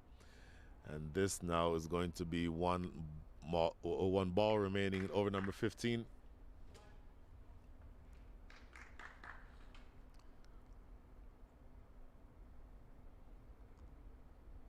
And this now is going to be the last ball in over 15. 94 for 8 is your score. Full and driven down the ground. That's what you want to do from this stage if you're Josh Kind. A single to close things out in over number 15. Last 5 coming up. Score is 95 for 8.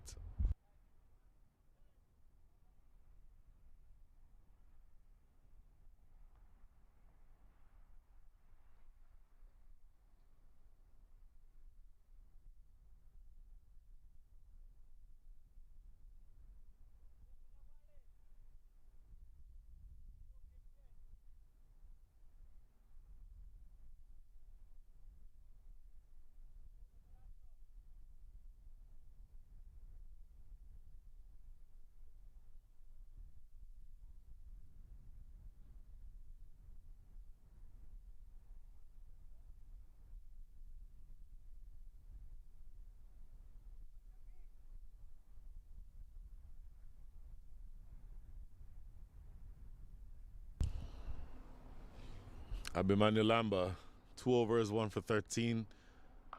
Hammered wide off long on and goes. Did it go all the way? No.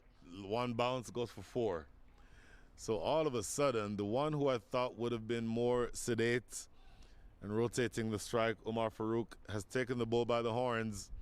I expected Nush Kenjige to be the one attacking, but it turns out that it is now Umar Farouk who is on the charge. He's now up to 17 from 9. Next delivery. Oh, slower delivery. Bowled the slower ball into the pitch. And Umar Farouk swung about a week early. So good dot ball there. The partnership, I hesitate to say the partnership being worth 20. Every time I've said that, the partnership has been broken. But 20 actually is the 3rd highest partnership in this inning so far. 20 unbroken for the 9th wicket is what you want. You want as much productivity down at this end of the innings. Played down the ground. Should be 2 coming back for the second now. Clean pickup and a throw to the non-striker's end, but 2 runs, none the same. So you're now down to the last 27 balls of the innings. Partnership now worth 22. Nush Kenji get 3 from 7. Hasn't faced in a while. Umar Farouk 19 from 11. And a little bit of shift in the field. Some more protection out in the deep. Sliced away over the top, and it's going to be palmed over the goal post by the fielder running back from deep third or short third. And it goes for 4. My goodness. Made a decent amount of effort to get to it. And it just full despairing dive, not quite able to get to it. And it goes away for 4. So a productive partnership. This is now tied for the biggest partnership of the innings, if you can believe that. And looking at this replay now, here's a ball slicing off the outside edge. Well, in fact, we'll get to that in just a second because we're back to live action. Next delivery, full and straight, played to long off for a single. 11 runs from the over so far. So this is really good going for the Michigan Cricket Stars. And maybe if we can have that replay anytime now, we'll see exactly how close he came to catching that one. Well, maybe we'll get to it as soon as we can. But this partnership now is the biggest partnership of the innings, worth 27 runs. And I think you'll see now. Okay, here's that replay. Top edge and a diving attempt here just out of his reach. Going back to live action, played down the ground for a single. 12 runs coming from the over. 43 runs have come from the last 5. So they've scored at a rate of 8.6 in the last 5 overs. That is exactly what you want in terms of momentum going toward the back end of this innings. End of over number 16. The score is 107 for 8.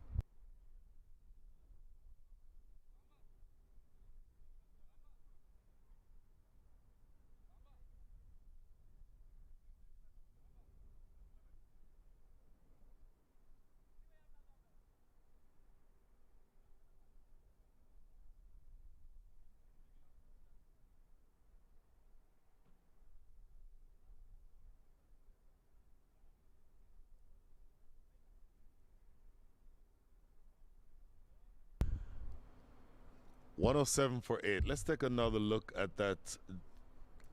A little harsh to call it a drop catch, but it came off the outside edge. The fielder running back from short third, diving, reaching with his left hand and not quite getting to it. And I think that you've got just flicking it, I said, over the crossbar. Probably meant tipping it around the post. And by the way, look who's back into the attack. Mohamed Elias has bowled really well so far. And to the extent that you want to break this partnership, which is now the biggest partnership of the innings, you have to bring your strike bowlers back on. And plus, you only have 4 overs left anyway. So here's over number 17, bowled by Mohamed Elias. Quick, very quick. Defended by Nush Kenjige, no run. So the partnership now worth 28. Mohamed Elias bowling over number 17. His figures so far, speaking of 17, 3 overs, 1 maiden, 3 for 17. So excellent bowling, going at less than a run a ball and taking 3 wickets. Exactly what you want from a strike bowler. And now Nush Kenjige, 4 from 9.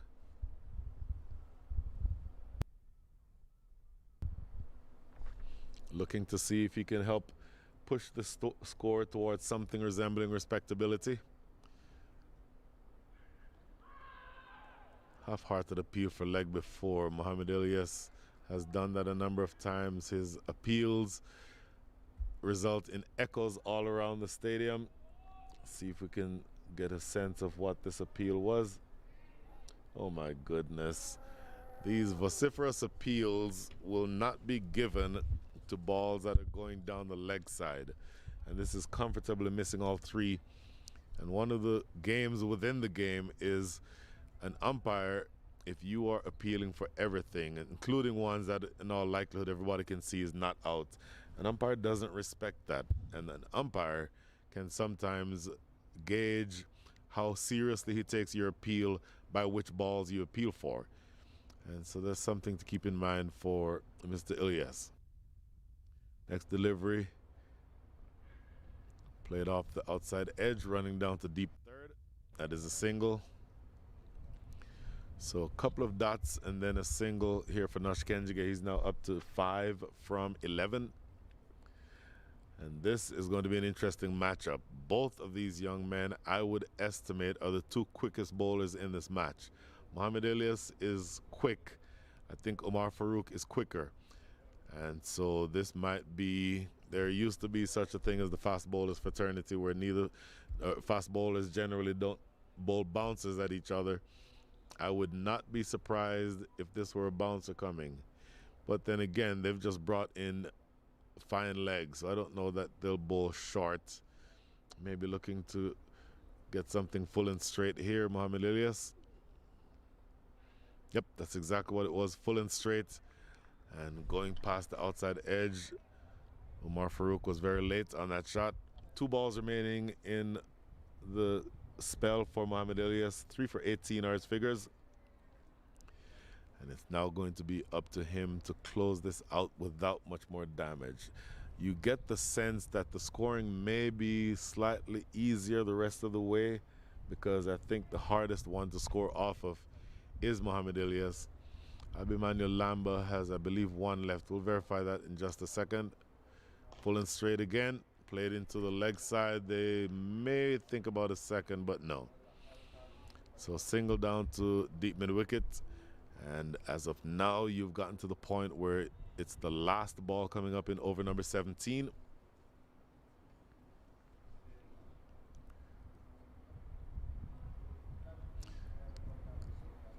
And Nosh Kenjige is on strike.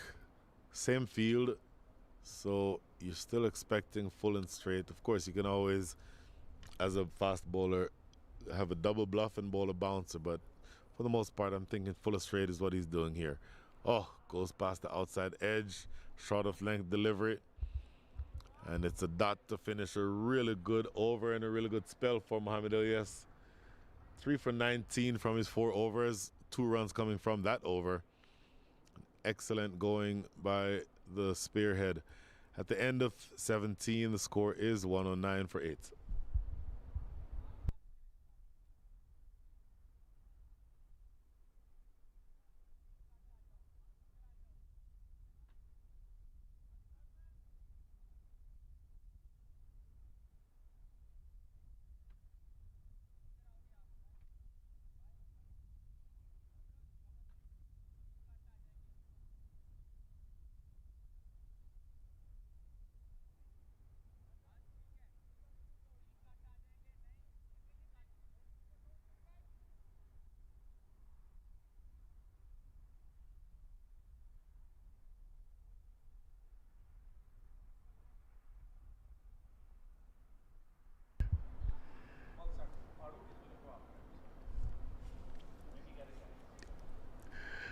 This, for me, is an interesting bowling change. Naman Anwar into the attack. Not often that you see a spinner introduced into the 18 over, and I think Naman Anwar, as I said yesterday, would not be offended if I refer to him as a part-time spinner. Single from the first ball. Nosh Kenjige, 2 former Dallas Mustangs players. Dallas Mustangs not taking part in the tournament this year, and so all the players from that team have been moved around, and they're now former teammates facing up against each other. Speaking of former teammates, Naman Anwar also used to play for the Michigan Cricket Stars. In the air, leading edge, but that doesn't get anywhere near the fielders. 3 straight singles to start here, so Naman Anwar not hurting the cause, but I would suspect at some point either Umar Farouk or Nosh Kenjige will try to go after him. However, they'd be hitting here to the big side of the field. Quicker delivery, play it on the ground or down the ground. Do they want 2? Nope, not going to get 2 here. Wanted just for a split second to test that fielder coming in off the ropes, but ultimately it's just a single. So as I started saying, Naman Anwar is bowling his part-time spin from the theater end. So if the fielders want to go big, in other words, if right now Umar Farouk goes big to the left side of your screen, he'd be, oh, look at this, catchable. Is that taken? Yes, leading edge. And it is a diving catch taken at backward point, so that is wicket number 9. I'll get back to that point in just a minute because the part-timer, according to me, has just taken a wicket. So 4 runs from the over so far and a wicket. Cannot have asked for anything better from Naman Anwar. Look at this. Tossed up slowly, looking to play this into the leg side. It gets the leading edge, Umar Farouk, and it's a sliding catch taken at backward point. Excellent work. And that means that your final partnership is coming to the crease, or the final batter is coming to the crease. So wicket falling at 113.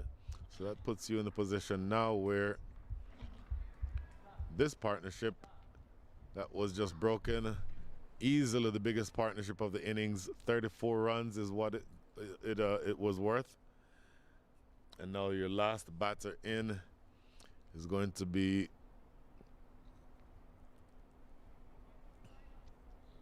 Ahmed.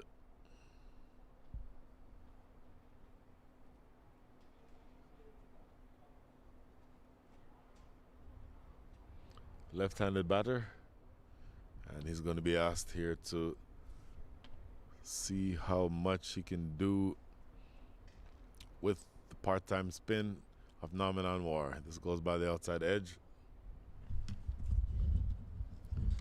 And that is the end of the over. A productive one for Norman Anwar.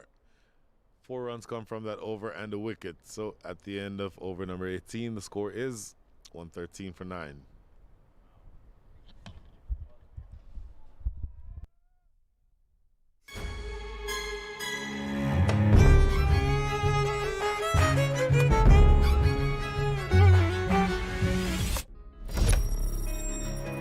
Even the best in the business needs a strategic partner to help them win. Yash Technologies, more than what you think.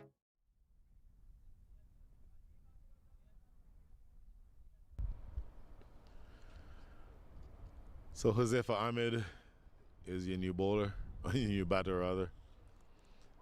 And this is going to be Ujwal Vinakota to continue bowling. Bowling from the river end. Tries to run this one fine. Can't get anything on it.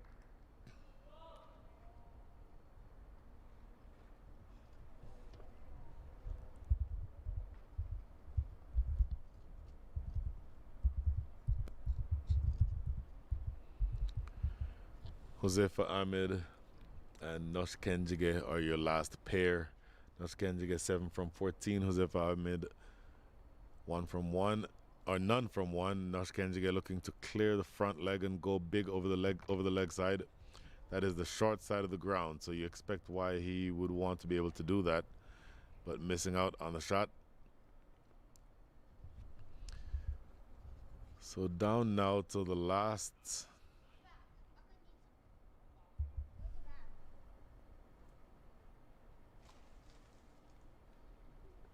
10 balls. Played into the offside, just a single, and make that.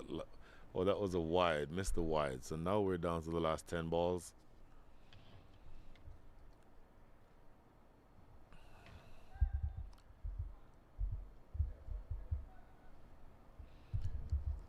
$115 for 9 is your score.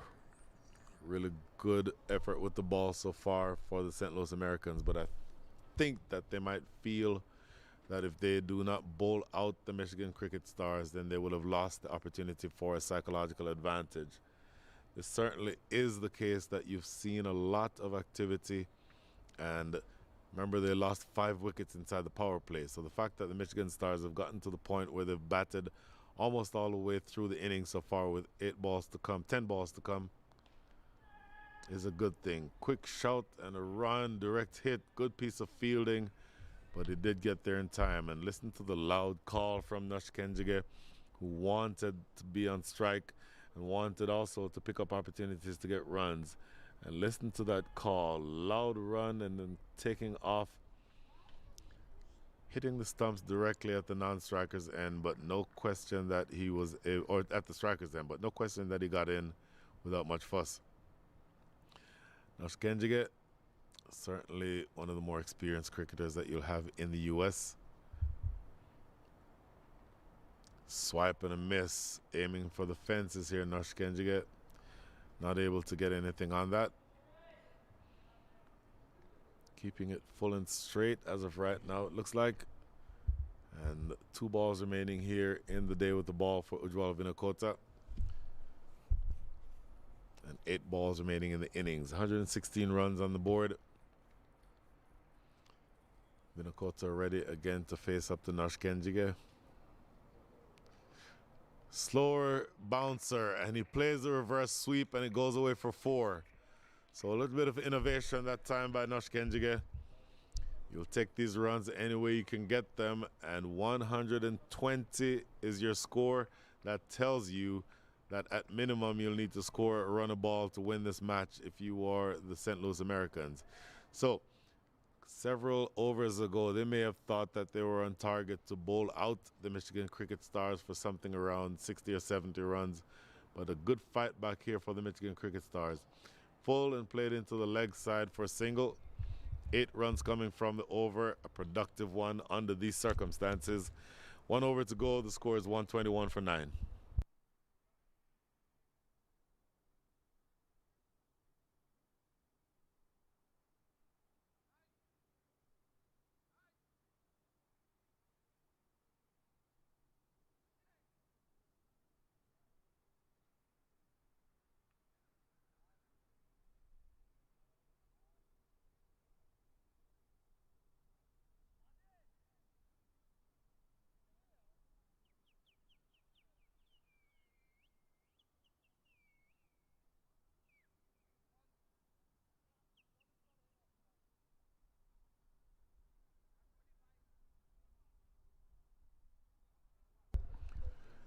$121 for 9. Abimanuel Lamba, the captain,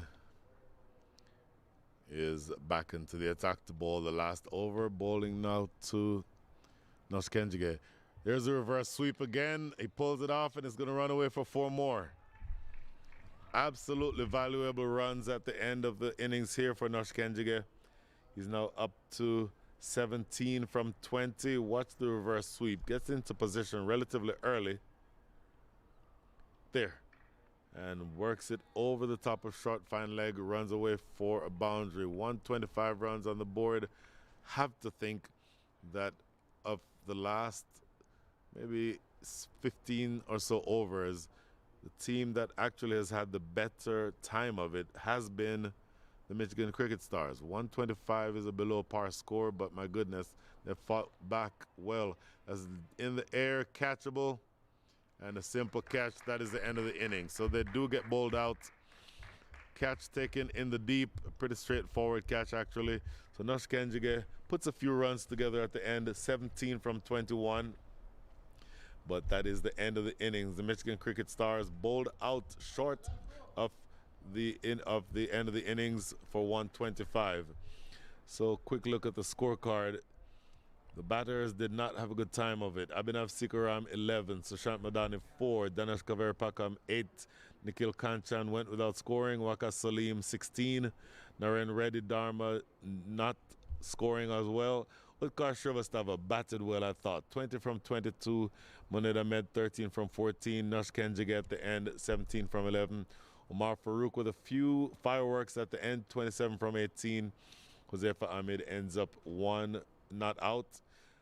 8 extras, and that puts you at 125 all out. So 15-minute break. 15-minute break. Before we do that, we'll look at the bowlers. Angad Singh 1 over, 1 for 11, or none for 11. Abimanuel Lamba 2 for 29. Mohamed Ilyas, the pick of the bowlers for me, 3 for 19. Ujwal Vinakota 2 for 21.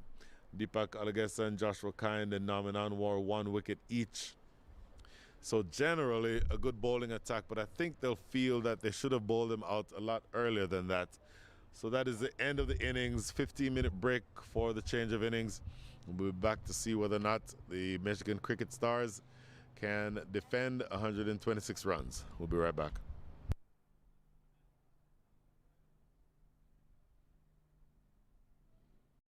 And very exciting cricketer.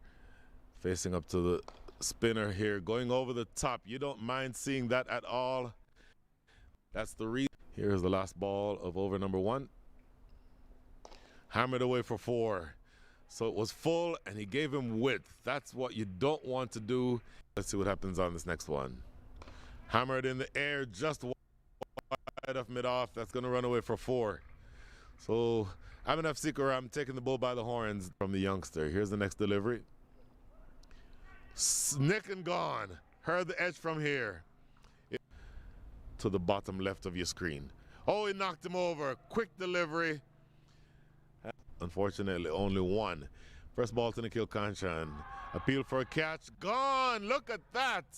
Oh, my goodness. And Yolamba.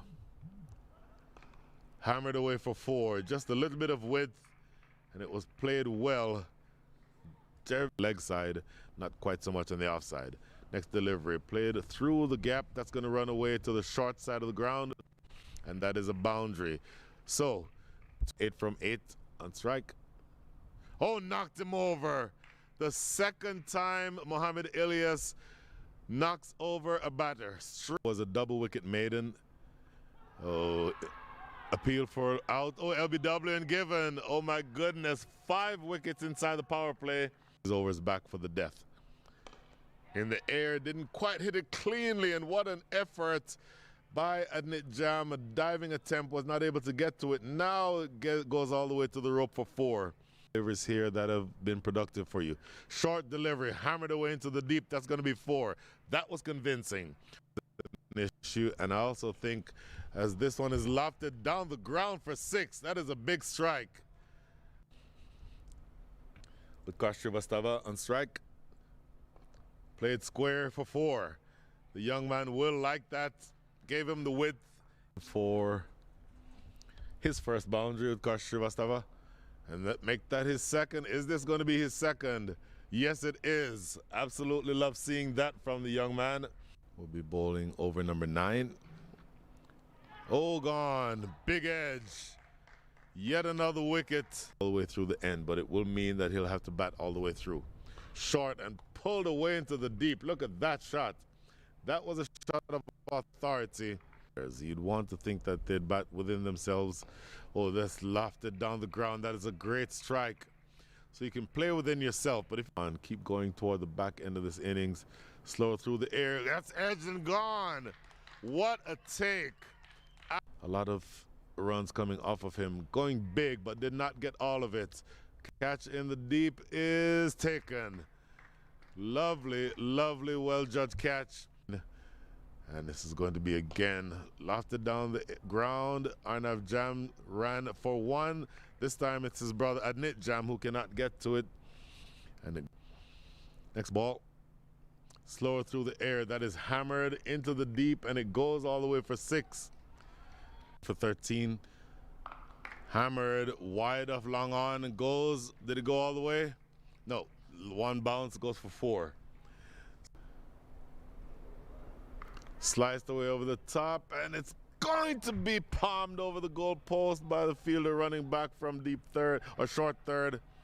Goes big to the left side of your screen. He'd be, oh, look at this. Catchable. Is that taken? Yes. Leading edge. Kenjige. Slower bouncer, and he plays the reverse sweep, and it goes away for 4. So a little bit of innovation that time by Nosh Kenjige. Now to Nosh Kenjige. There's a reverse sweep again. He pulls it off, and it's going to run away for 4 more. Absolutely valuable runs at the end of the innings here. Par score, but my goodness, they fought back well. As in the air, catchable, and a simple catch. That is the end of the inning. So they do get bowled out. You're watching the 2024 Minor League Cricket Championship presented by Yash Technologies.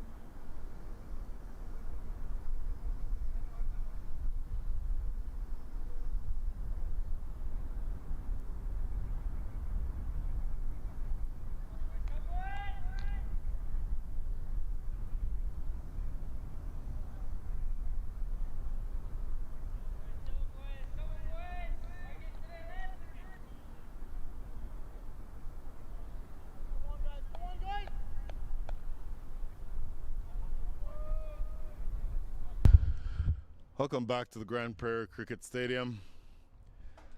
Michigan Cricket Stars put together a score that I think they'll be less than enthusiastic about, but it could have been a lot worse. They end up with 125, so the St. Louis Americans will be looking to try to overhaul 126. In theory, not a steep ask. Umar Farouk is a very quick bowler, bowling to Naman Anwar. Zaid Zakil is his opening partner. Off and running in the second innings. Oy, right up there, goes for the big drive and misses. Mentioned it earlier that I believe that the fastest bowler in this match is Umar Farouk. And when he gets it right and when he is fully warmed up, he brings it. If I had to estimate his pace, I would say definitely middle 80s at a minimum, possibly faster than that. Just looking at him to the naked eye, he looks like he's very quick. And he looks like he's a handful, especially based on how the batters handle him, and more accurately to the number of times he finds the edge. I think it's very good. Oh, that didn't go anywhere near where he was looking to play it. Naman Anwar wanted to play that through the leg side. Comes off the outside edge, goes down to deep third for a single.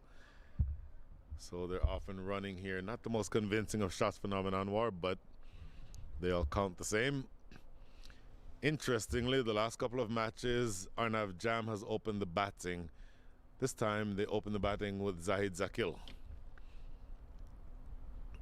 So Zahid Zakil is a left-handed batter. He's a power hitter, very aggressive, and maybe the thinking is, let's get through this match, let's finish it in a relatively quick time, and then see how we can go about getting on the road to go back home.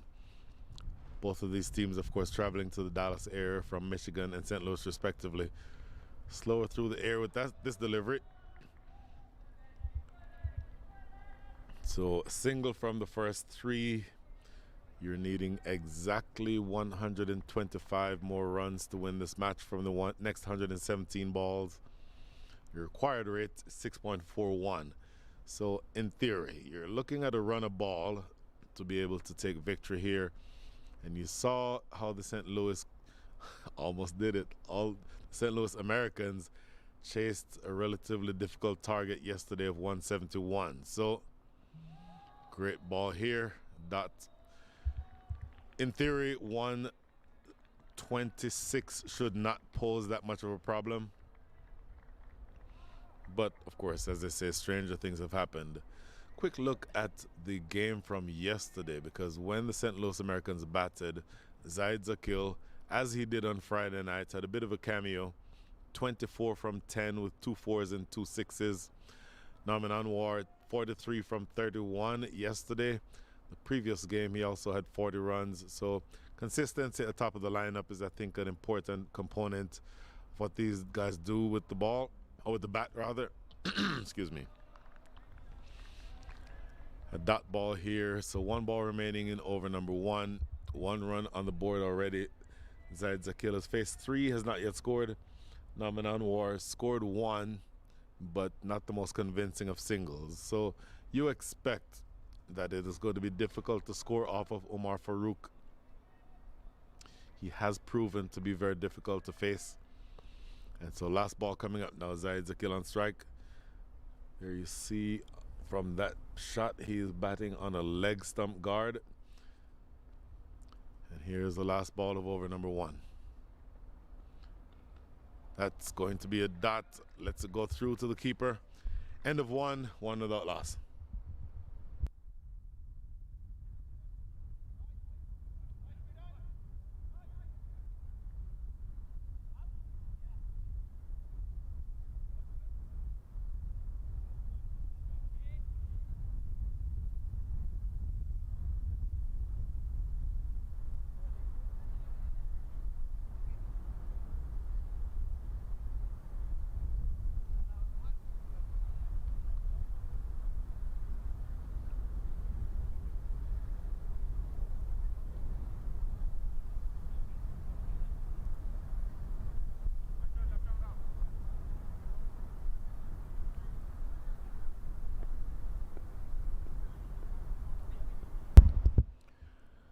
1 over in the books and 1 run on the board. Opening bowler from the theater end is going to be Nush Kenjige, longtime servant of USA Cricket and longtime and current servant of USA Cricket. You will see him, well, you saw him in the World Cup earlier this year. Saw him representing the US, and I believe that he's in the squad that will be going this week, I believe, to Nepal. But he's being treated very rudely here. The first ball is hammered away into the deep, and when the one who's taking your catch is your teammate over past the 80-yard circle or the 80-yard boundary, that's not a good sign. First ball goes away for 6. Naman Anwar, who again played on the same team as Nush Kenjige, both of them playing for the Dallas Mustangs. This ball is lofted. You see on the replay, lofted down the ground to deep cow corner.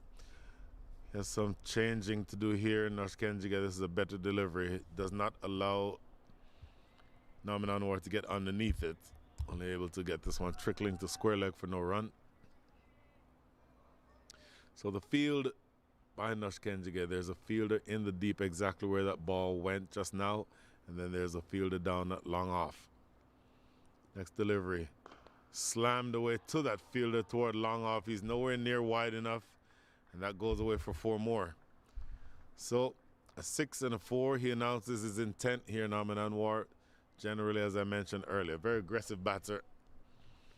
And even though it's very difficult to score heavily off of Umar Farooq, you might just feel like you're in the game with the opportunity to score off of the orthodox left arm spinner, Nush Kenjige.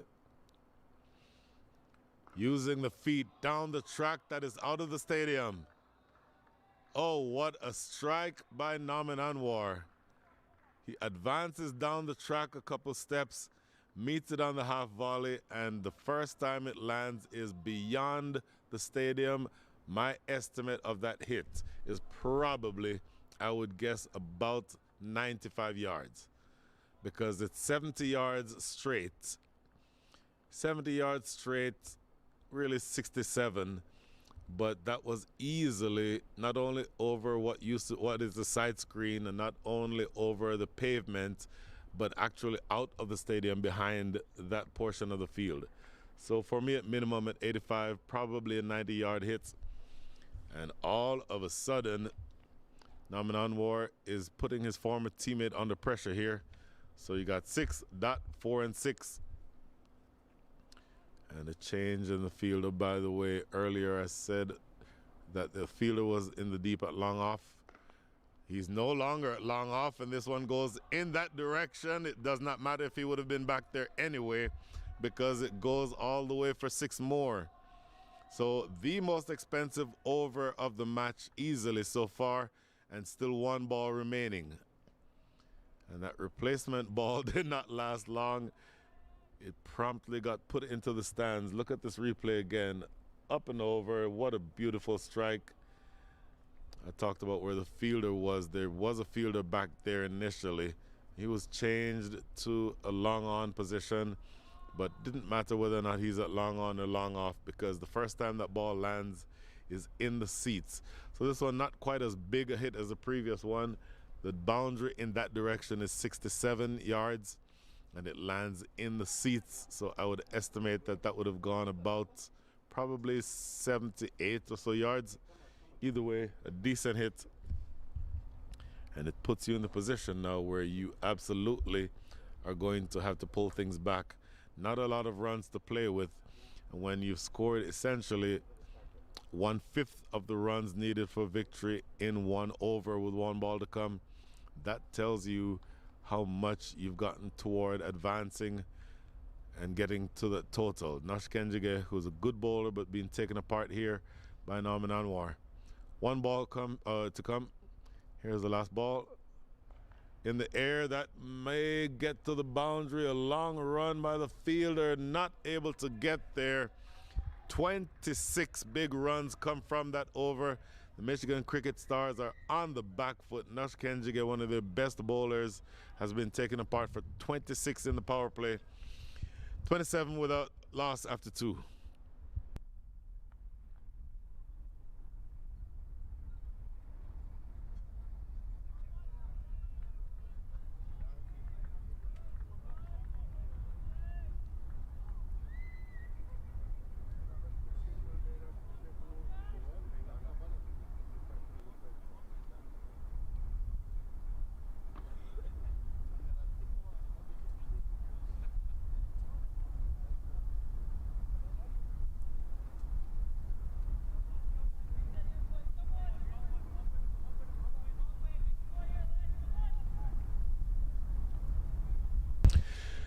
"27 without loss." Bearing in mind, the first over from Umar Farouk went for 1.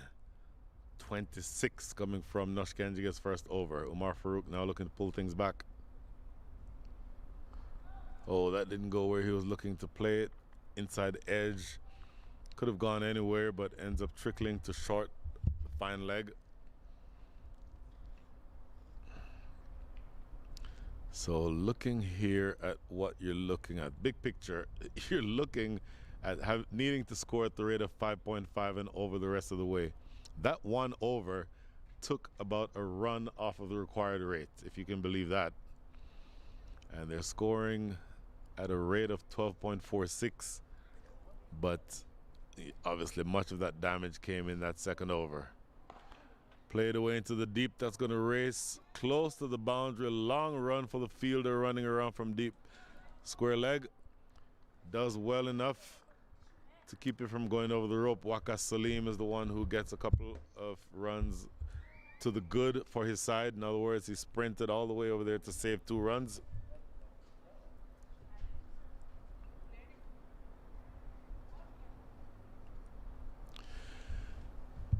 Bit of a chat in the middle by these 2 opening batters. Umar Farouk is a bowler who's really difficult to score off of generally, but you have plenty of cushion because of that big over that was conceded by Nush Kenjige, and you're still obviously inside the power play. So fielders in the deep backward square and deep point.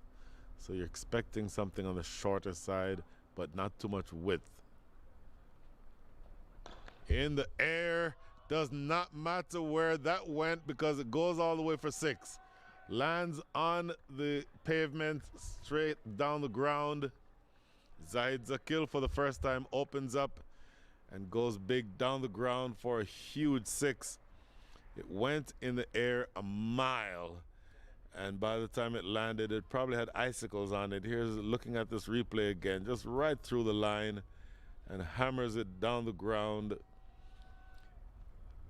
All of a sudden, it appears it's a no ball. Is it a no ball? Let's see. I missed that. Oh, it was a free hit. My apologies. So we have people who are working for minor league cricket who are not even aware of it. One of those people working for minor league is young Mr. Arthur Naki, who has informed me that that was a no ball. I missed it live. So that 6 was the free hit. Short delivery. That's going to be wide. And Arthur Naki, thank you very much, sir. Arthur Naki is the father, of course, of one of the more electric all-rounders that you'll find anywhere in the U.S., Ali Sheikh, from right here in the Dallas area. So I missed the no ball when it came. The subsequent free hit was put away for 6, and then a wide after that. So still 2 balls to go, or 2 balls only bowled in this innings, or in this over. So not as good an over this time for Umar Farouk. Down the leg side, yet another wide, overcorrecting. And these are expensive as of right now. 11 runs from the over already. And unfortunately for Umar Farouk, he still only has 2 legal deliveries bowled in this over.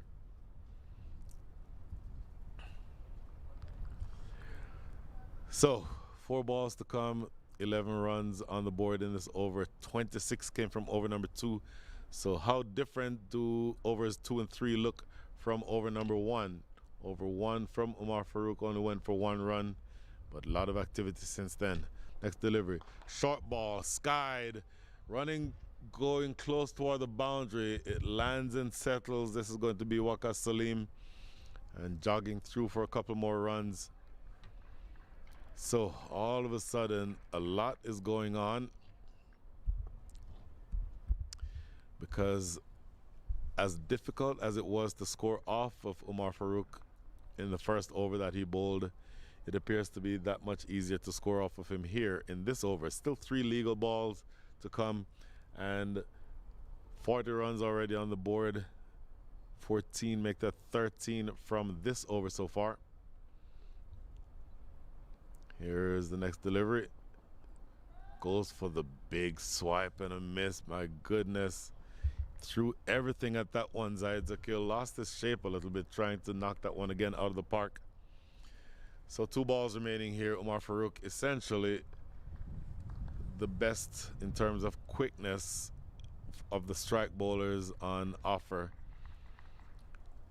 But as of this stage, 13 runs conceded already in this over with 2 to come. I think that you will see that he's not quite as threatening after having conceded that many runs. 40 on the board, 2 balls to go here in over number 3. And that's well bowled. Quick single taken, shy at the non-striker's end. I don't know that Zahid Zakil all wants to jump to avoid those balls. If you jump to avoid a throw that is coming in toward the stumps, by definition, you are in the air when the ball comes close to the stumps. And so if you are in the air and the stumps are hit, unfortunately for you, that would constitute a run out. So sometimes it's better to wear the cricket ball on your pads, or worse, on your ankles, than to jump and potentially have the situation be that the stumps are hit directly with you not having made your ground. Last ball coming up here, over number 3, Umar Farouk facing up to Naman Anwar. Looks for the slash, not able to get anything on it, but yet another wide. So a number of extras in this over, 4 of them in all, 3 wides and a no ball. And you are exactly a third of the way through the chase at this point. 42 runs on the board and 84 needed. Last ball coming up. Umar Farouk has already conceded 15 in this over. Just needs to get the radar right on this last ball. Played back to the ball. A quick single again. Oh, direct hit there. Could have been interesting. Dropped the bat, Naman Anwar, but I believe he may just have made his ground. Maybe we get another quick look at that. That is the end of the over. Not taking a break just now until we see whether or not we have a quick replay. Let's look at this throw coming into the non-strikers end. Watch Naman Anwar here. Taking off, running. Look at the non-strikers end here. And, oh, a direct hit there is gone. He would have been gone. And, in fact, he also dropped the bat. So I noticed that he dropped the bat, but he did actually not regain his ground. So had that hit, he was short and he dropped the bat. So he'd have been run out. That's the end of over number 3, 43 without loss.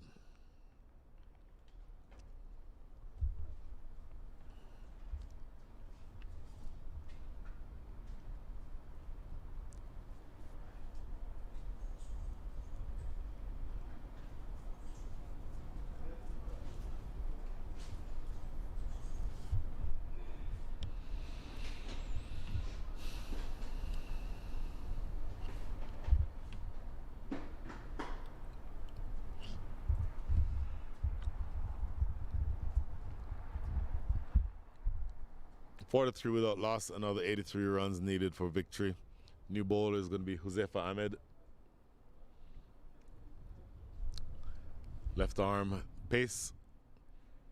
And bowling to Naman Anwar. There is a man at deep square leg on the large side of the field, so he's in about 10 yards or say about 8 yards from the rope. Here's Jose Ahmed. Worked square to that man in the deep I just mentioned. So just a single. That's Nash Kenjige. Sometimes you can sort of try to determine where the ball is most likely to go and what the intent of the bowlers is by looking at where Nash Kenjige is fielded. He fields in the most difficult places. Sometimes it means backward point or backward in that backward point area. Other times, if you're expecting the batters to hit out, he will be placed exactly where you think the batters are most likely to hit, particularly somebody like Zahid Zakil or Naman Anwar.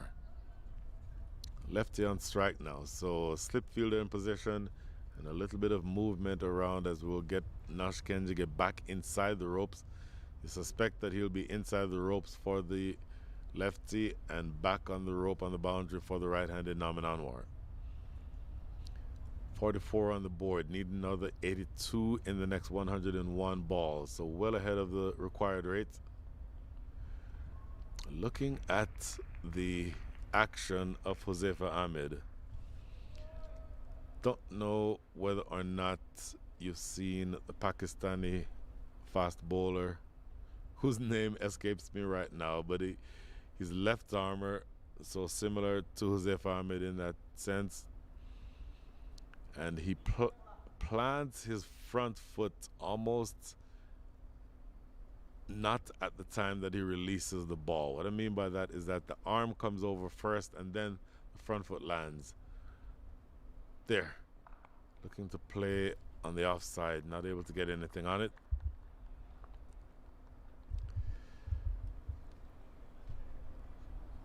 And I'll think of that Pakistani bowler's name in just a second, but it's a very similar action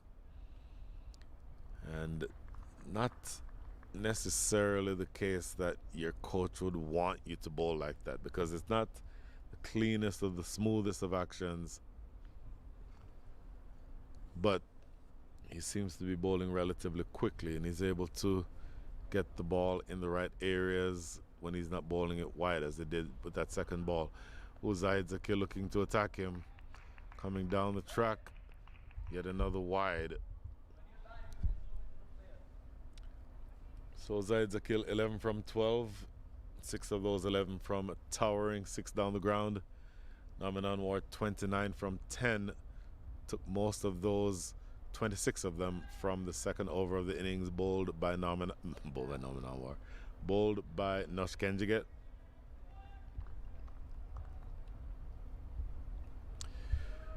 So a long time here, taking a while to get through. Sohail Tanvir is the name I was trying to remember. So his action reminds me very much of Sohail Tanvir's. So left armor over the wicket and plants just before he delivers. Look at that! Into the stands, and unfortunately we have another delay because this also is another lost ball. So under a lot of pressure here. Bowled a couple of wides, and then this next delivery, advancing down the track, Zaid Zakil, and hammering it away for 6. So 9 runs from the over already. And by the way, that stroke brings up the 50th partnership, or 50th partnership in over number 4. Compare that to the opening partnership of the St. Louis Americans. At this stage in the 4th over, they had 24 runs, but they'd already lost a number of wickets. They'd lost, in fact, 3 wickets at this stage. And now it's going to be up to Jose Ahmed to fix the line and the length. Bowling at this stage, after having been hit a couple of times, I don't know that you just don't target the base of leg stump and just aim there.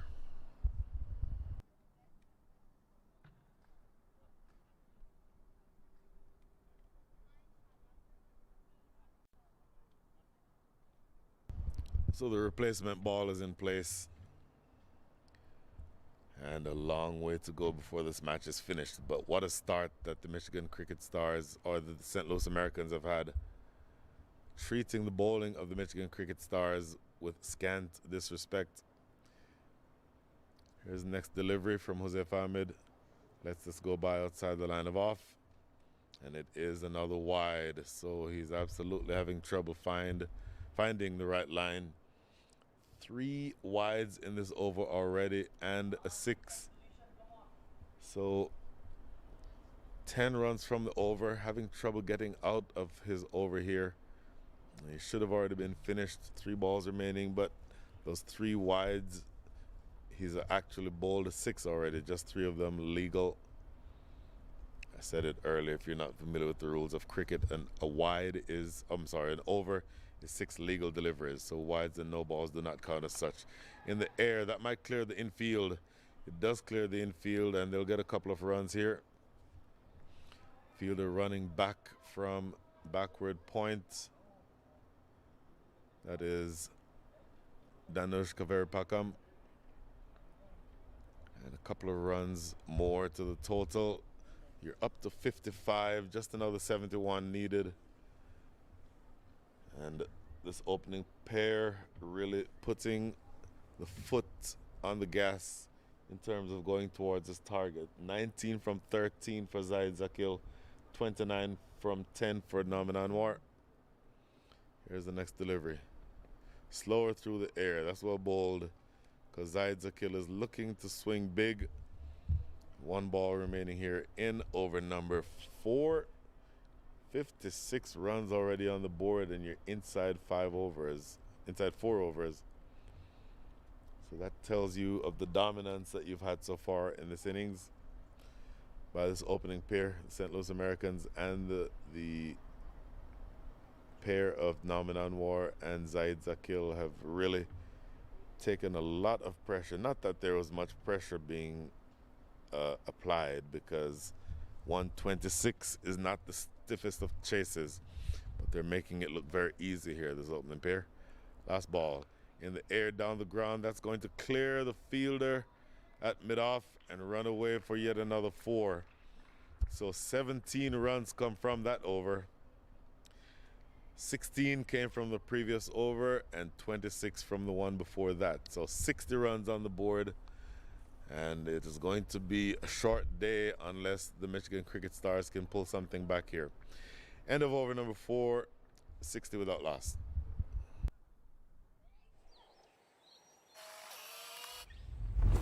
It's an impossible shot.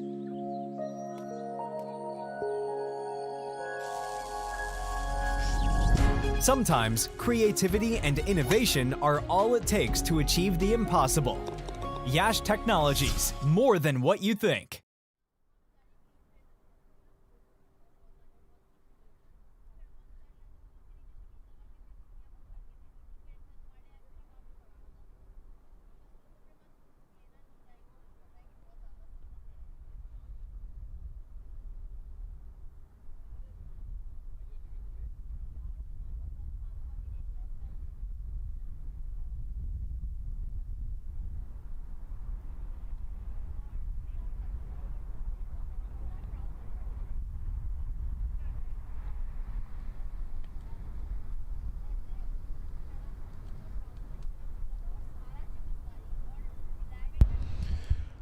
So the score is 59 without loss. My apologies, earlier I had said 60, but it's actually 59. Naman Anwar on strike.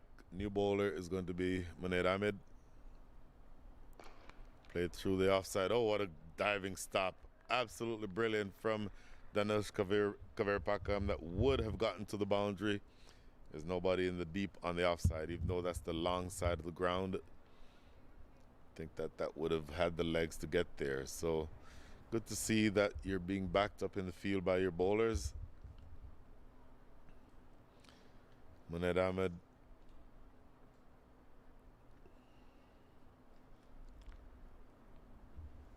Looking now to bowl to Naman Anwar.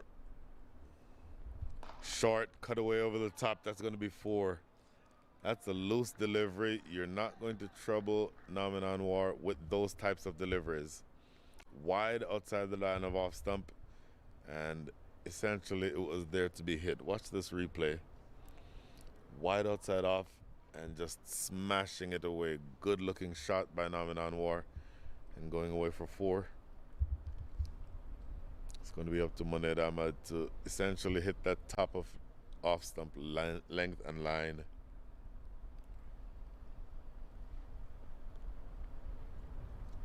And here's that next delivery.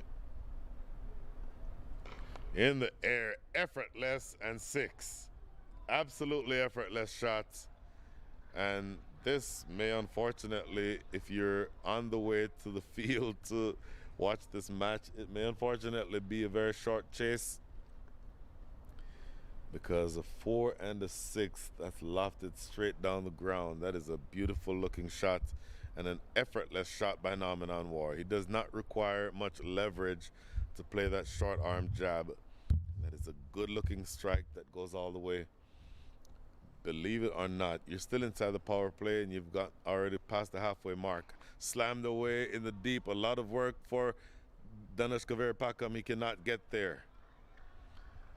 And on the charge, another boundary. 14 from this over. 92 balls to come, but only 53 runs remaining. So you're at the point now where this match easily could be finished sometime in the next 5 or so overs if this pair keeps going the way that they are. 73 is the score after 4 overs and 4 balls, if you can believe it.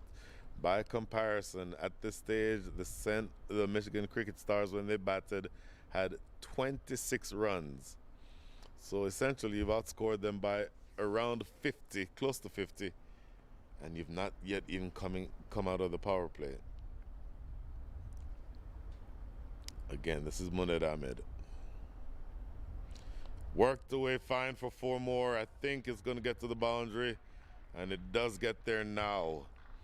It kept the fielder interested. He was inside the circle at short fine leg, but once it beat him, it was always going to race away for 4. So 18 from the over already with 1 ball to come. Look at this. I think you'll see that this ball is on the pads. Certainly on the pads. Cannot bowl there to any batter of any repute. Most batters like that type of ball. That is essentially a pressure release. No pressure at all on the batters now, but that type of delivery is one that a batter can score off of very easily. Here's the last ball. Quick single taken inside the circle, fielded by Abhinav Sikaram. That is another expensive over. The last 5 overs, of course, we're still in the power play, so 5 over mark is where we are now. Last 5 have yielded 78. Just another 48 needed.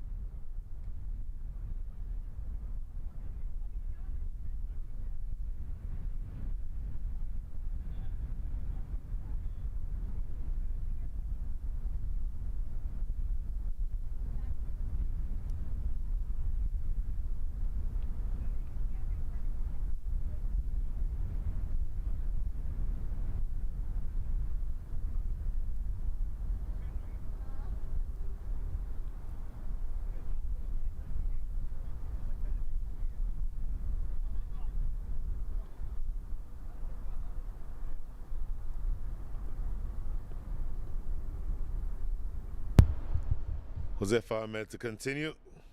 Short delivery, good sharp short delivery. Swing out of the way is Naman Anwar, and that is the first and the only short delivery that you can bowl in the over. Just to go over that rule, a bouncer is, and I said short delivery, what I mean is a bouncer, and it's defined officially as a ball that bounces above the shoulders of the batter when he's in his normal batting stance. There you see Naman Anwar, 48 from 17, 5 4s and 4 6s. So he's absolutely having a good day with the bat. So another short delivery here, another bouncer would result in a no ball. So you know that's not coming. That's in the air. Catchable, is it? Oh, long run by Utkarsh Srivastava. I think that's down there at the boundary. Had a long run. Didn't think he would have gotten all the way there. and it landed in front of him. So look at this replay. Off the top edge, gave him width. Here comes Utkar Shrivastava and sprinting in, but there just at the last second, realizing he was not going to be close enough to it, and ended up just having it fall in front of him for a single. So better start to the over here for Josef Ahmed, but still 4 balls to come. This is the last over of the power play. And this opening pair has already put on 79 runs. A big partnership, obviously the biggest in the match so far. Left arm over. Short delivery. It's going to go away for 4. Watch the umpires here, because I was of the opinion that you could only have 1 bouncer. Maybe it is the case that umpire Nachimutu, there, okay, just looking at umpire Nachimutu there, I think he was signaling to his partner that while that was short, it did not get up to the height that they would consider it a bouncer. So good communication between the umpires there. You see the replay, that top edge taking the ball down to deep fine leg. Off to the races here. This pair already has 83 runs on the board. Just another 43 to go, if you can believe. 43 runs with all of 87 balls to go. You can actually score a run every 2 balls from here and still win. Next delivery. Looks to slash this away. Not anything on it. 2 deliveries remaining. There you see confirmation from the umpires. We're letting each other know. One thing that for you young cricketers who may also be interested in umpiring, the communication between umpires is a tremendously important part of the game. And it's always good to see when 2 experienced umpires are working and communicating between each other. That's always a good thing to pay attention to. 2 balls to go in the power play. They have 83 runs on the board. The power play ended for the Michigan Cricket Stars with 28 runs, and they had lost 5. That's a short delivery. Wanting to get a wide from it, Zahid Zakil, and umpire Vishnu Pillai agrees. So 84 on the board, 42 needed. Again, by comparison, at the end of the power play, the Michigan Cricket Stars had 28 runs and they'd lost 5 wickets. This, as of right now, is domination by the St. Louis side.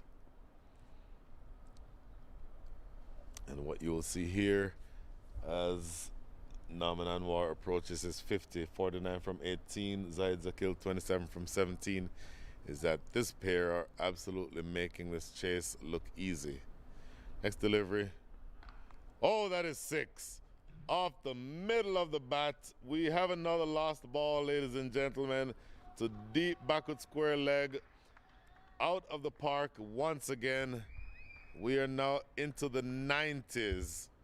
My goodness, short and going down the leg side. Josef Ahmed bowling the short delivery, and it absolutely is mauled by Zahid Zakil. 12 runs from the over already with 1 ball remaining. Just another 36 runs to go for this match to be finished. And boy, you could probably start a business selling cricket balls just by picking up all of the balls that are in the parking lot right now, because they have absolutely gotten off to a flyer here. A bit of a delay. Let's go through some of these figures. 8 4s, 6, make that 7 6s. So 82% of the runs that have been scored have been in 4s and 6s. So absolutely off to a fast start here. Zahid Zakil 33 from 18. Naman Anwar 49 also from 18. My goodness, this is absolutely tremendous. And so if you were expecting a short game, or maybe even hoping for a short game, the St. Louis Americans will gladly oblige, because you're now at the point with 1 ball remaining in over number 6, 1 ball remaining in the power play, where there are 90 runs on the board. I cannot believe I'm hearing myself say that. 90 on the board with 1 ball remaining in the power play, not in the 15th over, in the power play. Power play being the first 6 overs. So 35 deliveries bowled, 90 runs scored. Unbelievable blasting by Zahid Zakil. and Norman Anwar. And Zaid Zakil now will be facing the last ball. I believe that replacement ball has been secured, and we will get the rest of the game going here as soon as possible. But truly an astounding piece of hitting by the openers for the St. Louis Americans. Once again, bearing in mind, Norman Anwar used to play a couple of seasons ago in the minor leagues for the Michigan Cricket Stars. So from that standpoint, you really have almost, let's call it fratricide, because that is really something that you're making them look very ordinary here. The bowling attack, just a quick look at the bowlers. So far, Omar Farouk, 2 overs, 17 runs, but the first over went for 1. So that tells you the second over that he bowled went for 16. Nosh Kenji get 1 over 26. Jose Ahmed giving up 28 in his 1.5. This is the last ball of his second over. And unfortunately, he'll have to re-bowl this. No, he'll not have to re-bowl. I thought it would have been a wide. So did Zaid Zakil, by the way, but umpire Vishnu Pillai does not think so. Yet another expensive over. 12 runs coming from it. That is the end of the power play. And your score is... not only is your score 90 without loss, the last 5 overs have yielded 89 runs. Tremendous ball striking. We'll be right back.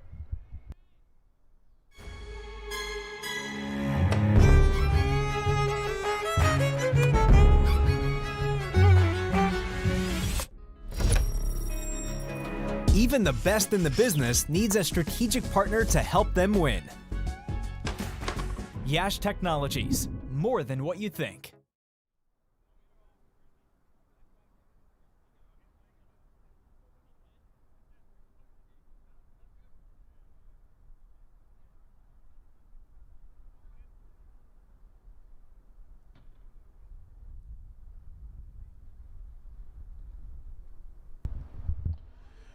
Munir Ahmed has bowled 1 over. His 1 over went for 19, so he's been treated roughly like all the other bowlers.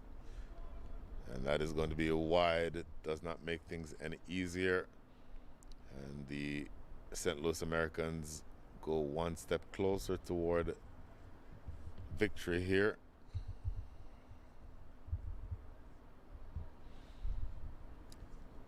Munir Ahmed, you get the sense, is going to just want to not do much damage. In other words, get out of these overs without anything else happening. Is that an edge? It is an edge, and he's gone. So he falls 1 short of his 50. Norman Anwar, he'll be disappointed in that. But boy, they did a bunch of damage while they were out there and got the team off to a very fast start. Big edge. You can see from here. And it is the raised finger of umpire Karthik Nachimutu that tells the story. So tremendous innings by Norman Anwar, but he will be disappointed to have fallen short of his 50. And the first wicket, not much celebration, has to be said, by the Michigan Cricket Stars, because only 35 runs separate the St. Louis Americans from victory. Tremendous partnership, opening partnership worth 91 runs. And that 91-run partnership got you most of the way there toward what is certain to be a straightforward victory. Scoring rate will always slow down when you have a new batter at the crease. And then when you replace Norman Anwar with Arnav Jam, you expect that scoring rate certainly will be slowed down. Arnav Jam batted in yesterday's game, opened the batting. Again, the batting was open today between Norman Anwar and Zaid Zakil. But as of now, what you're looking at is a sort of lull in the action. And I don't know that you won't see a whole lot that you would have wanted to leverage. yesterday's game. And looking at where you are now, we'll go back through the results from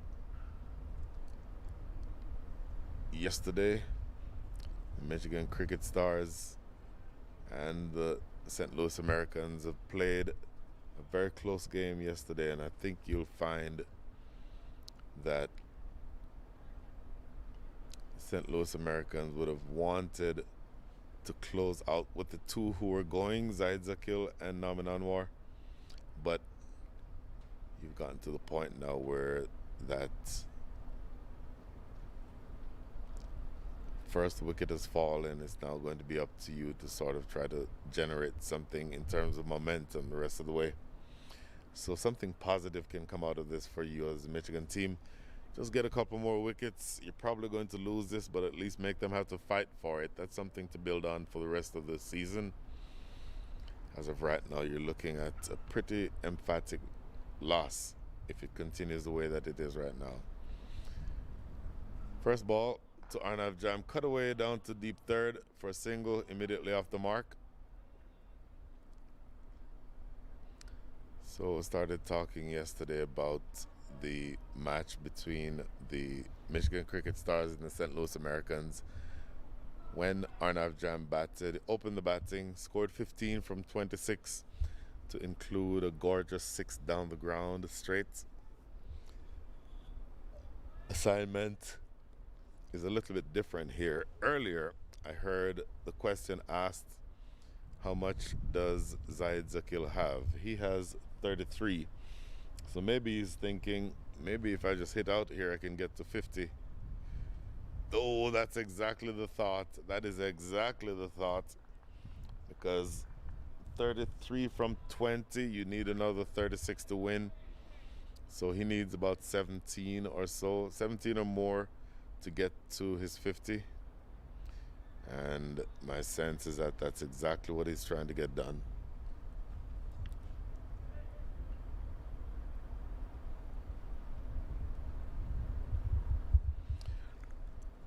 Watch Zaid Zakil here. Going to want to attack Munir Ahmed.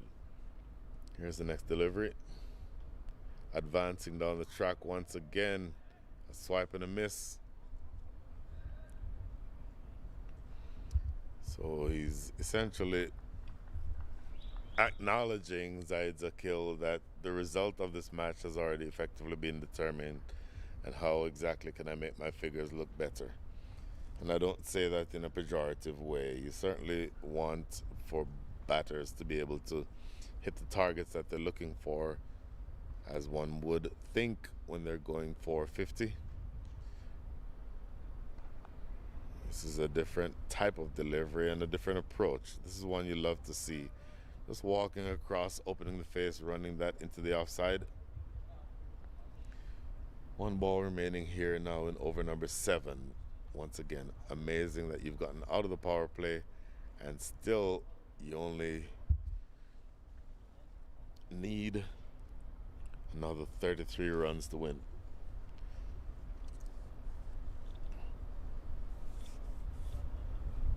So here is Munir Ahmed. Down the leg side, yet another wide. So I talked about the number of runs coming in boundaries, but I didn't talk about the number of wides. 10 or extras. 10 of them in all. And that constitutes 10.64% of the runs that you have. So giving away 10% of your runs in extras is not a good thing. Here's the last ball. Sliced away again to deep third. Second time that Arnav Jam has played that shot. Good looking shot in the end. 5 runs coming from that over. At the end of over number 7, it is 95 for 1.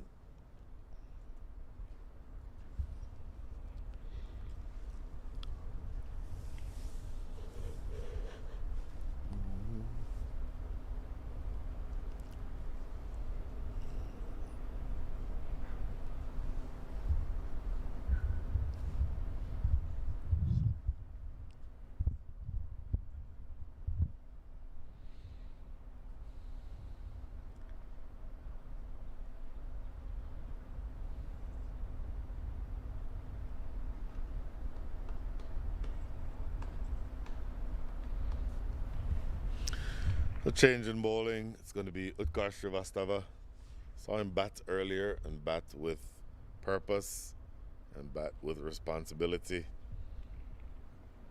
And yet another matchup that will take place on the cricket field for the next 15 or so years, as Utkarsh Srivastava bowling to the 17-year-old Utkarsh Srivastava bowling to the 18-year-old Arnav Jam.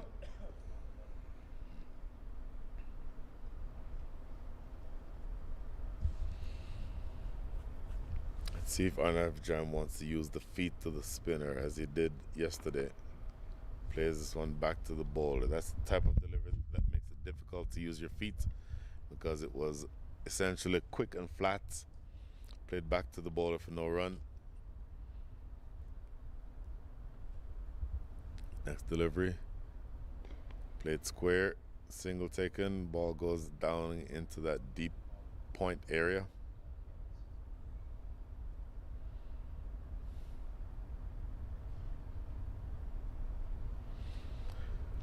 And that's going to be now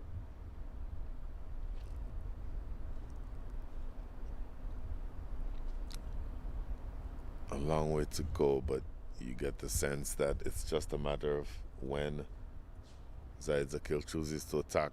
Oh, big swipe and a miss there. Not going to get anything on that.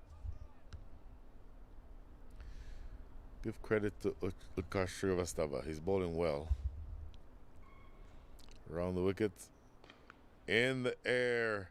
Catchable, is it? No, goes all the way for 6. Stayed in the air for a very, very long time. And it had the fielder down there, I believe that's Abhinav Sikaram, had him interested for a while. But it does go away for yet another 6. That is 6, number 8 for the innings. And from now, essentially it's all academic. By the way, the 100 is now up. 101 for 1 is your score. Make that 102 for 1 is your score.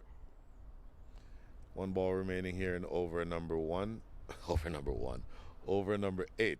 Over 1 being bowled by Utkarsh Srivastava. Oh, that inside edge could have gone anywhere, but it's running close to the boundary. It may get there. Does not. In fact, it does get there. So that is the end of yet another expensive over. The Michigan Cricket Stars have not yet found the right radar, and they've been punished by this assault from the opening batters or the top order batters of the St. Louis Americans. 106 for 1 is your score. We'll be right back.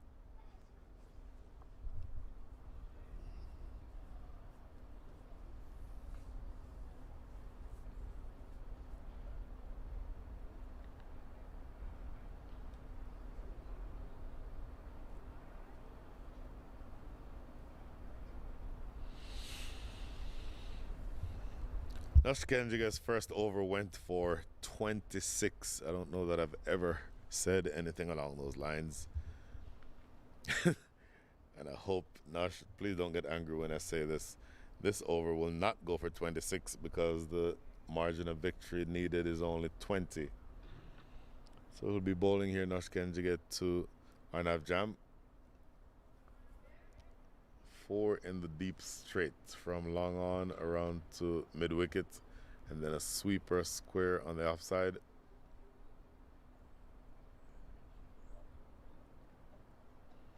Here is the first delivery from Nash Kenjiga, taking his time to get things settled, but he's not ready.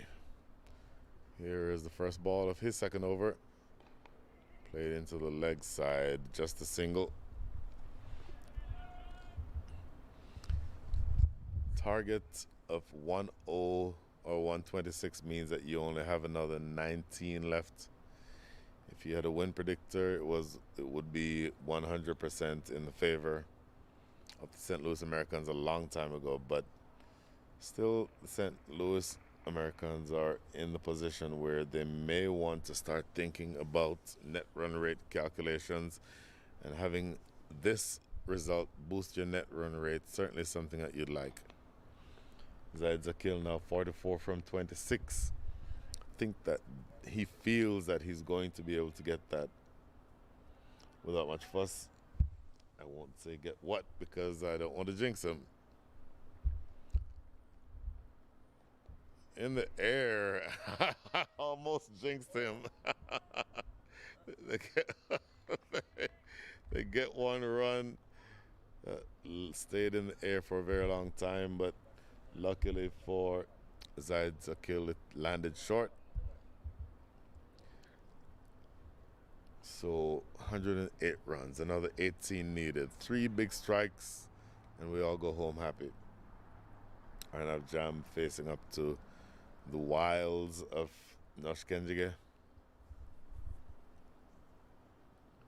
Using the feet coming down the track, that is 6. So you saw him do it yesterday, and he does it again today here, Arnav Jam, using the feet, stepping down, and hammering it straight for 6. Just 12 more runs needed. Does he try to close this out in this over? Look at that replay. Just using the feet very well, skipping down the track and going right back over the bowler's head. 3 balls left in the over. 3 runs, make that 2 balls left in the over. And 12 runs remaining. Make that 11 after that single. And now, last ball of over number 9. There is the distinct possibility that this match will be finished before you get to 20 overs.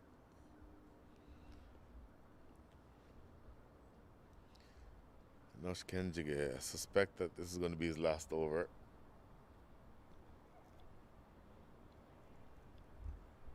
Here's the last ball. Played down the ground, and they walk a single. Easy as you like. 10 runs coming from that over. At the end of over number 9, the score is 1-1-6 for 1.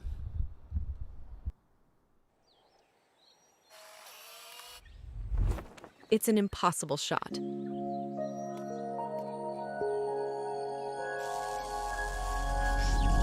Sometimes creativity and innovation are all it takes to achieve the impossible.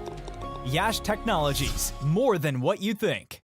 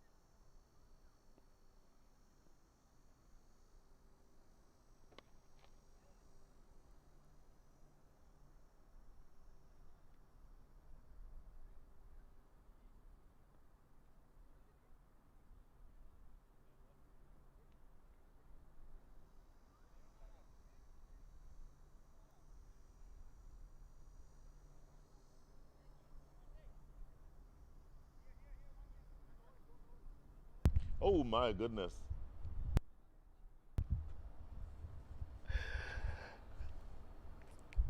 Okay, so apologies for not having heard the brilliant, incisive commentary for the last 3 or so balls because we were muted, unfortunately. This is going to be stumping, I believe. Yep, indicated there by umpire Nachimutu. So Arnav Jam trying to end things in style. So, among the things that I said while we were muted was that Zaid Zakil gets to his 50 in style. And you see where there was no 50 for his opening partner, Norman Anwar, but he did well enough, Zaid Zakil, to shepherd things from his opening spot. 53 from 33 are his figures, 3 4s and 5 6s. Arnav Jam played a bit of a blinder, a much higher strike rate than he's had this weekend, so he'll be happy with that. 11 from 8 with a 6, a gorgeous 6 down the ground. And I think that strike rate of 137 is one that he'll be very happy with. The 18-year-old young batter from St. Louis. And 1 ball remaining now, as you'll see that the carnage is very, very prominent, and you would think that there would be no reason to take a break after this. So here's the last ball. Down the leg side, I believe. Certainly down the leg side. Either way, whether it came off bat or off pad, it does not matter. That is the end of the match. The last ball of over number 10 goes for 4. In fact, no signal from umpire Vishnu Pillai, so apparently it came off the bat. And what an absolutely convincing victory for the St. Louis Americans. Absolutely dominating the proceedings in the second half of this match. 11 come from that last over, the last of which was a boundary to the new batter. New batter was able to put things in the position of getting over the finish line. And I tell you, to the extent that you've got to where you wanted to, this is a tremendous, tremendous effort. Looking at the scorecard, didn't need much help. It is Norman Anwar, 49 from 19, Zaid Zakil, 53 from 33. Those two set the target. Arnav Jam was stumped for 11 from 8. And Adnit Jam came in, played a blinder of an innings, that 4 that brought victory to the St. Louis Americans. Bowlers did not necessarily have the best of days, and I'll say that very kindly. Omar Farouk, on balance, may have been the best of the bowlers. 2 overs, none for 17. Nush Kenjiga, 2 overs, 36. Don't see that from him often. Josefa Ahmed, 2 overs, 28. Muned Ahmed, 2 overs, 24 and a wicket. Utkar Shrivastava, 2 overs, 22, also a wicket. So that is the victory, because the short work of this chase was made by the St. Louis Americans, absolutely dominating things and winning by the margin of 8 wickets. And so, to the extent that you wanted a big victory, you get it here in style. And that is the end of the match. Norman Anwar has been adjudged to be the player of the match. Interesting that he set the target up top, so even though he did not get to his 50, he certainly set the table. And there is your points table. The St. Louis Americans are actually now tied in terms of points for the best record in the Central Division. The St. Louis Americans actually have a better net run rate than Houston Hurricanes, so it is the St. Louis Americans who've come all the way down to Dallas and have left here with the lead in the division. Dallas Explorer Giants are in 3rd place, Lone Star Athletics in 4th place. Michigan Cricket Stars played 2 matches this weekend, lost them both, so they'll be at the bottom of the table in terms of the teams that have played so far. The Chicago Kingsmen and Chicago Tigers have not yet had a match. That, ladies and gentlemen, concludes the coverage from right here in the Grand Prairie Cricket Stadium. It's been a pleasure being with you for the last 3 days. Join us again next weekend when we will have more action right here on the MILC network. Until then, good night and good luck.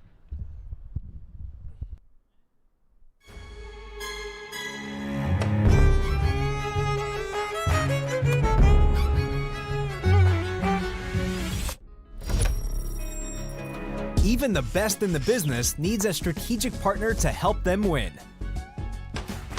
Yash Technologies, more than what you think. You're watching the 2024 Minor League Cricket Championship presented by Yash Technologies.